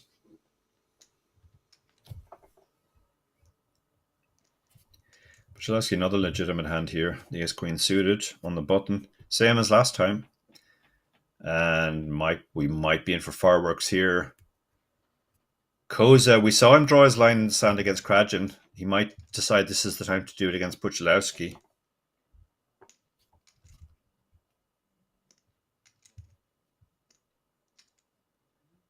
Standard play here is probably just a flat, but we haven't seen too much of that. And there's certainly room to 3-bet fold. Don't think the hand is strong enough to 3-bet call. So yeah, he's gone for the 3-bet. And now Bratislava, his hand is definitely strong enough to just go with pre-flop, but he might decide to lay the trap and just call and let Koza fire off post-flop.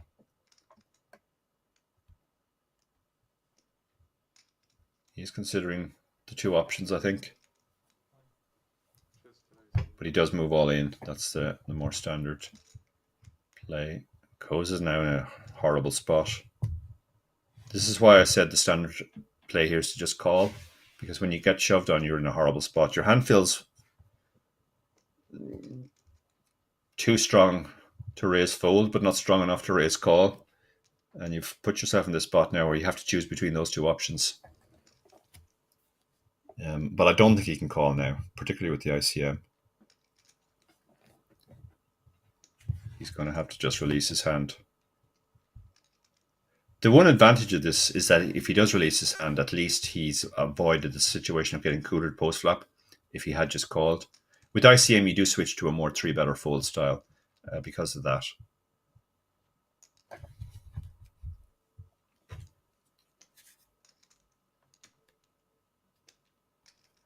But he does seem to be in the horrors here. He's not. So he obviously 3-bet, not knowing what whether he was raise calling or raise folding. Now he has to decide.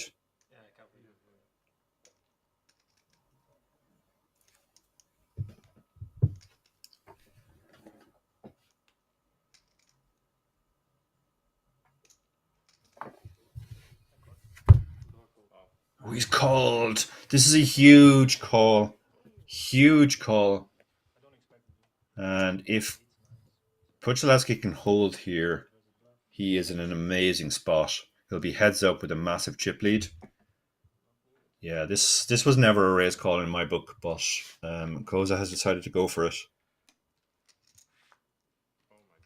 And that is a terrible flop. That kills him. The flush straight out the gate from Puchalowski. Huge pot there. Huge spot. You can't blame Koza too much. Ace-10 off is a very big hand, 3-handed. But yeah, from my book, with the ICM in the situation, that was never a 3-bet call. If he had just called pre-flop as well, he could have got away on that flop with no pair, no draw. But that's perhaps results-based thinking. So we're heads up now. Puchalowski, who came in as a chip leader, but 5-handed found himself the short stack, or 4-handed, was it? 4-handed, yeah. But he's clawed his way back into a substantial chip lead. Maybe some discussion of a deal.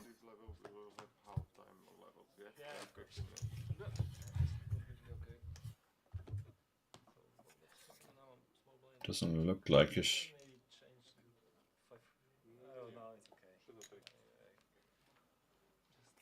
So we are going to play heads up.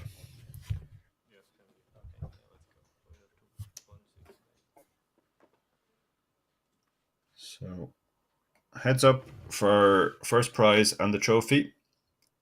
Actually, this is a huge... Yeah, Krajan only had 980k. That makes Koza's call off even worse because he was a very comfortable second in chips, and he got it in against the chip leader. So yeah, over 3-1 chip lead for Puchalowski. Wouldn't be too surprised to see him close it out fairly fast here. But Krajan has been impressive at the final table too.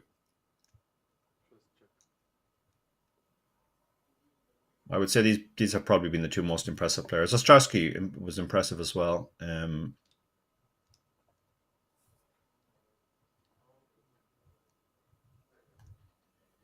So terrible flop for the ace queen.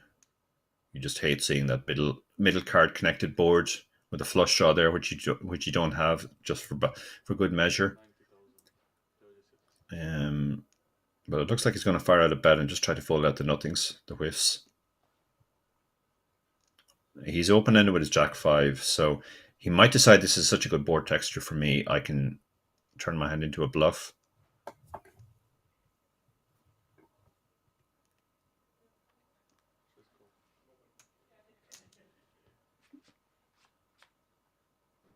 But he has decided to just call. And again, terrible card on the turn because it's far more likely Puchalowski has the 7. Krajan probably wants to just go check and pray he's going to win on the river. No real reason to bet now, I don't think. On the flop, you can get a lot of hands that have a lot of equity to fold, but not so much on the turn.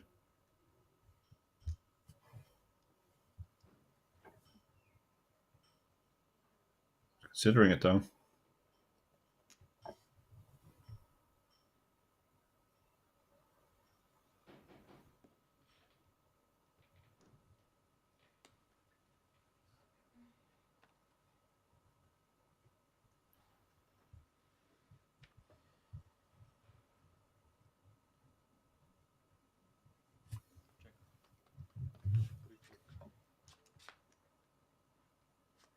Turn does go check, check, and now on the river. Now the question is, would just Puchalski turn his hand into a bluff? He's pretty much got there with the worst hand he can have. A Jack High 5. His value would mostly bet big here, so if he does decide to bluff, he probably needs to go at a fairly big size.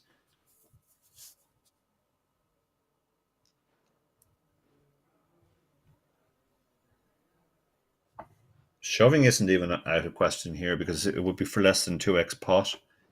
You could expect it to work a lot.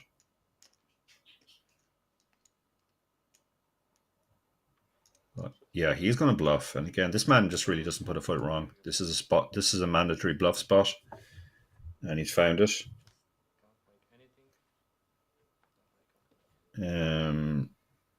He's bet quite small. Well, smallish. Which again, he's just trying to fold out this type of hand. Figures he doesn't necessarily need to go bigger. I think the big bet would have worked almost always there. This size, it's a question of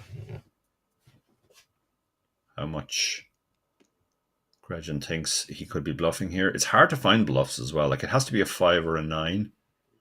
Well, I guess there's a missed flush draws as well. Yeah, it does work. So he picked a good sizing in the end because I think he figured there wasn't too much difference between the hands that would call the bigger size and that size. And obviously he saved himself money when he does get called or he runs into a slow played monster. So again, very good play from Puchalski, and he wins with the worst hand there.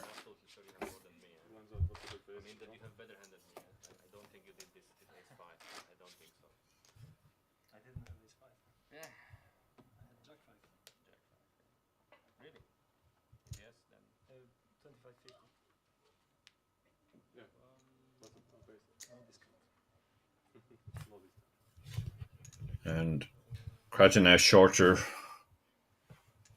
It's getting towards the part of the game where there won't be too much play post flop. Puchalski limps on the bottom of the hand, which doesn't want to get shoved on if he raises. Krajan now at 14 big blinds. He will be shoving a lot pre-flop. 10-2 off. Won't be one of those hands though. Could turn this maybe into a raise fold. But yeah, I think checking is the more standard option.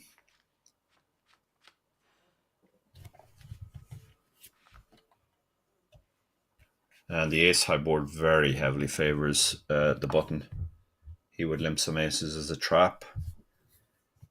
Krajan would just shove most of his aces, but he decides the queen high has decent showdown. Doesn't need to bet it. Krajan has a gut shot, but doesn't want to bet at this point either. It's just very hard for him to represent anything here. Puchalski might try a small bet out now just to fold out the type of hand that Krajan has.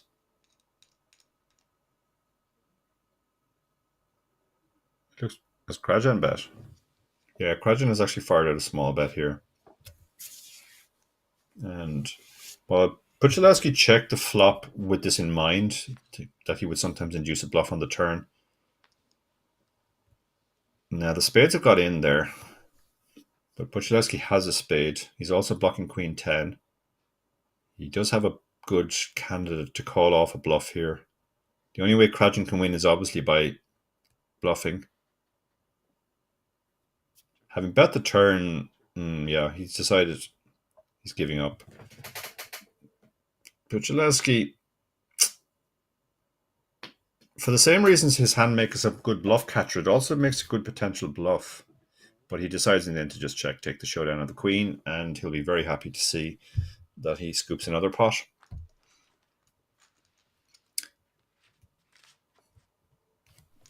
Yeah, the same hands, the hands which make good bluff catchers when your opponent bets also tend to make good bluffs if your opponent checks, because both hands will have the same type of nut blockers.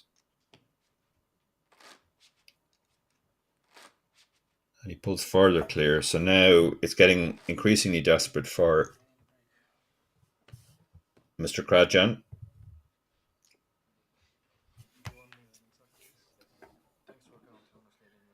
He lost another big blind there with that attempted bluff, which didn't work. And every big blind matters at this stage. He's down to 12.5 now. And this is the kind of hand which you could definitely shove at 12.5 big blinds. You could also limp call. Obviously, raise call is an option too. So all the options are in play here. And he just moved his hand towards his chips, and that got the fold from the 4-3. I was thinking about the ace queen.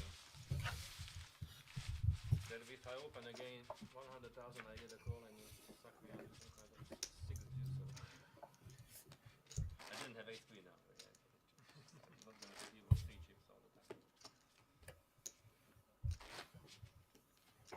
Heads up is super interesting because both players are pretty much going to play almost every hand, and the ranges are so wide. But now it's so shallow. We're just going to see a lot of shoving pre-flop, I think.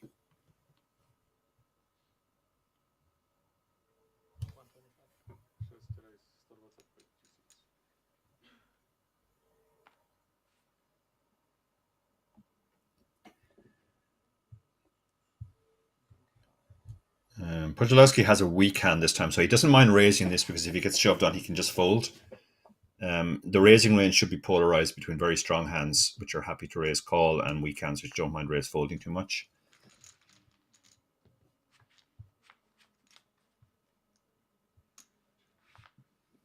Now, Krajan has top pair.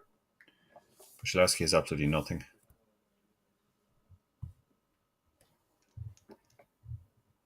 He might try to c-bet here, though, because, again, his hand is so bad, he doesn't mind having to fold to a check raise. It's not going to work this time, though.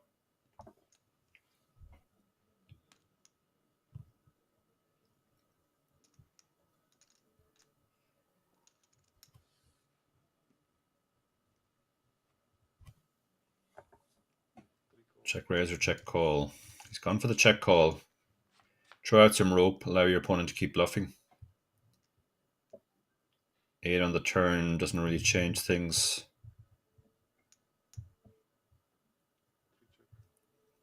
Because the 8 doesn't really improve Podolski, he might just check behind here. Think about bluffing the river if given that opportunity.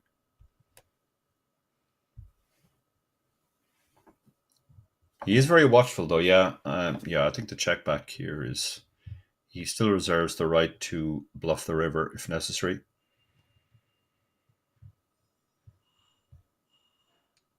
And it will be necessary now. The only way he can win. But if Krajan leads out, it will let him off the hook.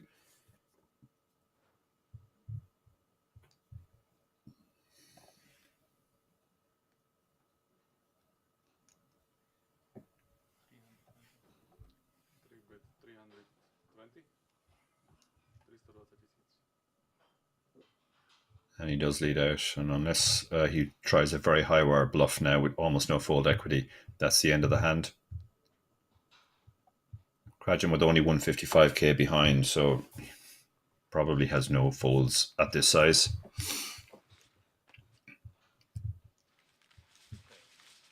I have to build up on this, that I can win a hand. I can beat you in one hand. Good start. To jsem zase taky pozitivní. So Krajan's smiling because he won that pot, but I think he could have won a bit more. I think had he checked the river, he might have induced a bluff there.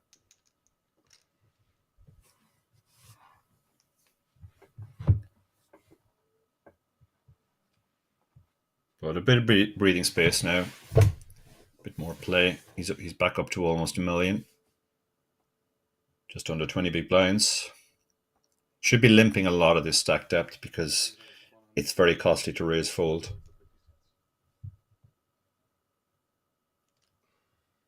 He has gone for the raise. Queen 6 can just call.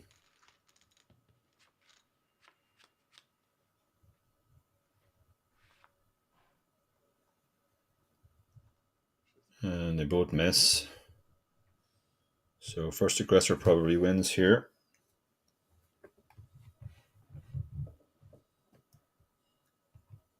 Jack-8 forward is an interesting board because there's so many gut shots, and 10-9 is open-ended that you don't necessarily want to be betting this hand with this board with no equity. Now, Puchalowski's picked up a gut shot, and indeed, so has Krajan. They both have a decent amount of showdown too, with Queen High and King High.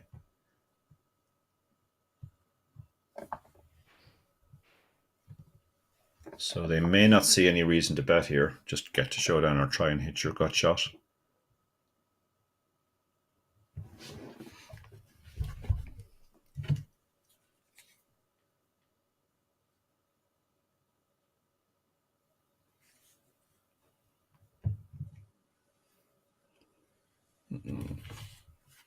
Gradually trying to decide whether to bluff or not now.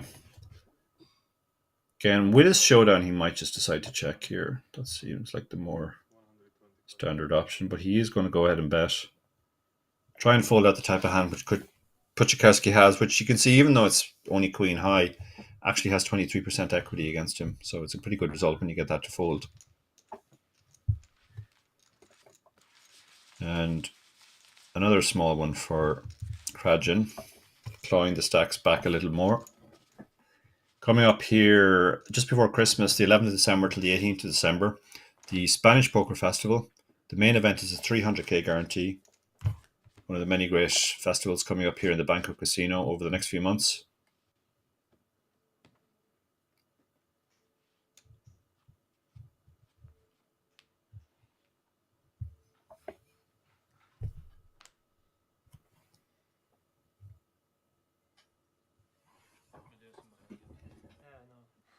Puchalowski on the button now. Stacks are getting deeper now, so he might switch back to a raising strategy. As you get deeper, you want to do more raising on the button. They both have the same hand. These are always fascinating spots. King 2 off. It's not the worst light 3-bet candidate in the world. It's such an ugly hand, but it has a high card blocker. You can use it as a light 3-bet. You can also just call. Those are the options here.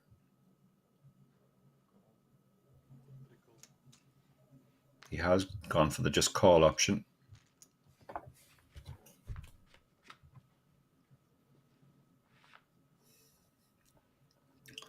And they both, obviously, since they have the same hand, have a gut shot on King High. Puchalowski has a backdoor flush shot in addition to that. So he decides his hand is good enough to bet. Just try and fold out the whiffs mostly, which benefit greatly from folding out equity. Raja now trying to decide, is my hand strong enough to call? If it's not strong enough to call, can I turn it into a check raise bluff? In the end, he decides it is strong enough to call. Oh, they both hit their straight now, so I expect fireworks here.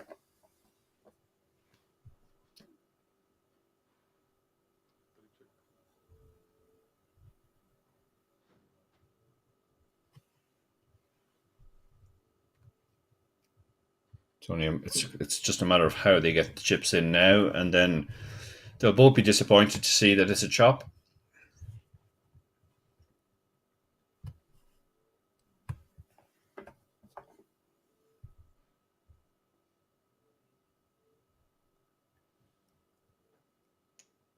So Krajan checks his straight, but Puchalowski will throw out the bet now. A bet designed to try and get action. 275, so roughly half pot. That should ensure that all the pairs hang on. The flush draws hang on. The 8x obviously hangs on, and the King X, well, we're chopping with that. Bit of Hollywood now from Krajan before he decides whether he wants to raise or just call. Against this size, he might decide he wants to raise because he doesn't want the river to go check.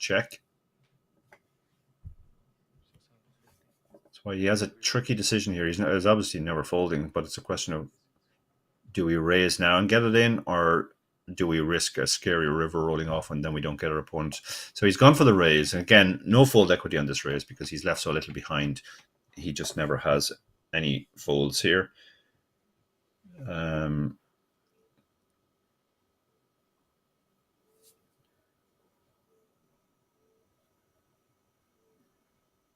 And Pushka probably isn't loving his hand anymore because he's going to figure it's probably a chop at best. But at the same time, you do have the king, and you didn't bet this to bet fold it. So expect him to put it in, and then there'll be a quick call.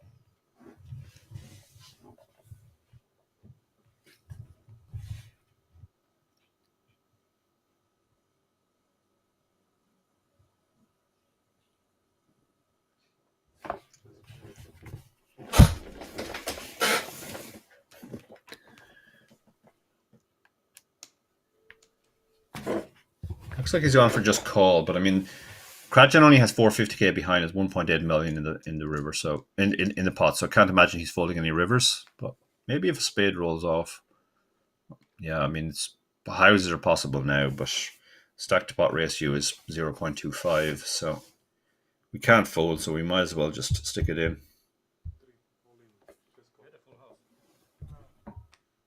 He'll move all in, call, and they'll both see that they split. So it'll take the dealer a little while to work out to chop the stack, chop up the pot. You need full 10 minutes or 5 is enough for you? Coming up here, end of November, 26th till the 3rd of December, the festival, the main event of the festival is a 550 buy-in, and that main event has a 500,000 guarantee. So that'll be a huge one. 1,000 runners needed to reach that guarantee. Looks like they might be going off to take a Krajan at least is taking a short break while they chop the stacks and do some color ups as well, I think, possibly. So we're off on a 10-minute break. Back in 10 minutes.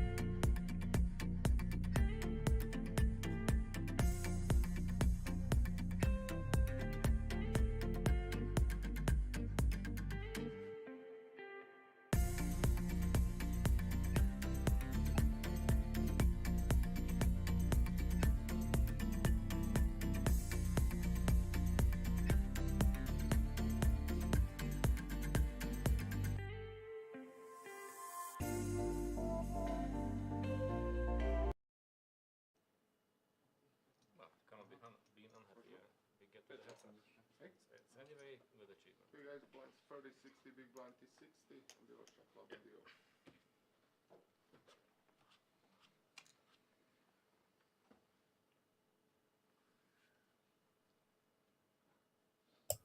Hello, everybody, and welcome back to this fascinating heads-up battle between these two players, who, to my mind, have been the best two players on the final table. Krajan now has 1.4 million, which is just over 20 big blinds. The blinds haven't gone up to 60k.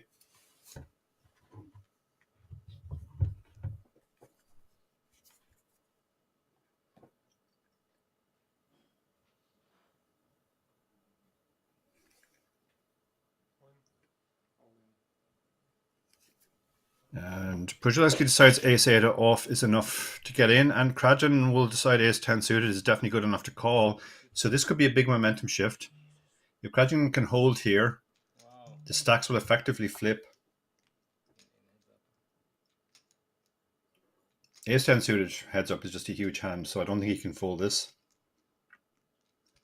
There's no ICM heads up as well, so this is a different situation from the ace-10 that we saw Koza bust with in third. Yeah, he will make the call here, and he'll be delighted. Yeah. Well, he hasn't made it yet. No, he has. It's a kind of a shrug call, and he's thrilled to see the shape he's in. Don't cost it. It's I slow. know, it's not a slow roll. That's why I said like I would anyway call. I just didn't really like it like snap. Yeah, I didn't like it snap.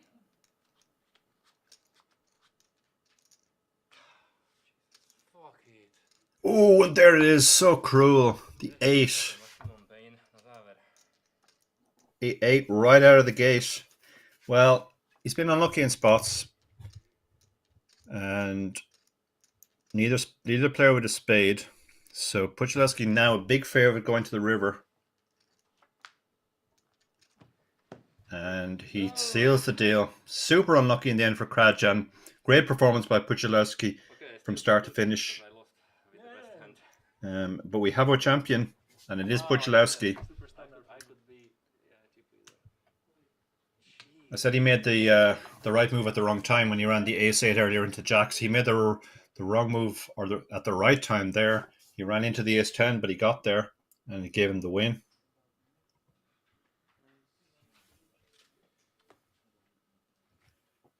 So we have our champion. It is Pujalewski. Very unlucky for Krajan in the end. He would have been a 2-1 chip leader had he held there. But that's poker. Thanks to everybody who joined us on the stream today. Normal service will be resumed tomorrow. JJ Hassan will be in the commentary booth for the main event. So next high roller here, it's yours. Okay, I get it. Yeah, so yeah, you had the same situation. I mean, no, the situation I had. As we see the players go off there, it's been a fascinating final table. Pujalewski came in as chip leader, found himself the shortest stack after that ace-8 versus Jack's hand with 4 players left. Clawed his way back into the chip lead, got heads up with the big chip lead, and closed out the deal, albeit in quite a fortuitous fashion in the end. His ace-8 offsuit outracing his opponent's ace-10 suited.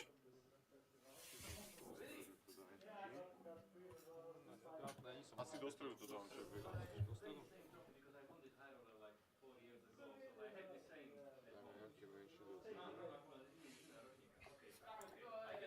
As they set up for the winner's photo and the presentation.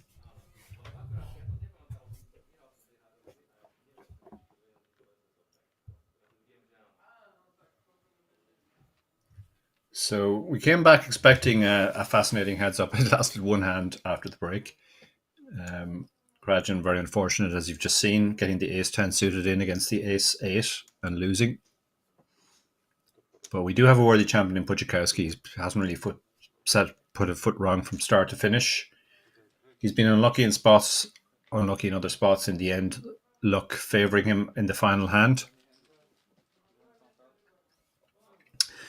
So the young Pujalewski coming back into shot for his winner's photo.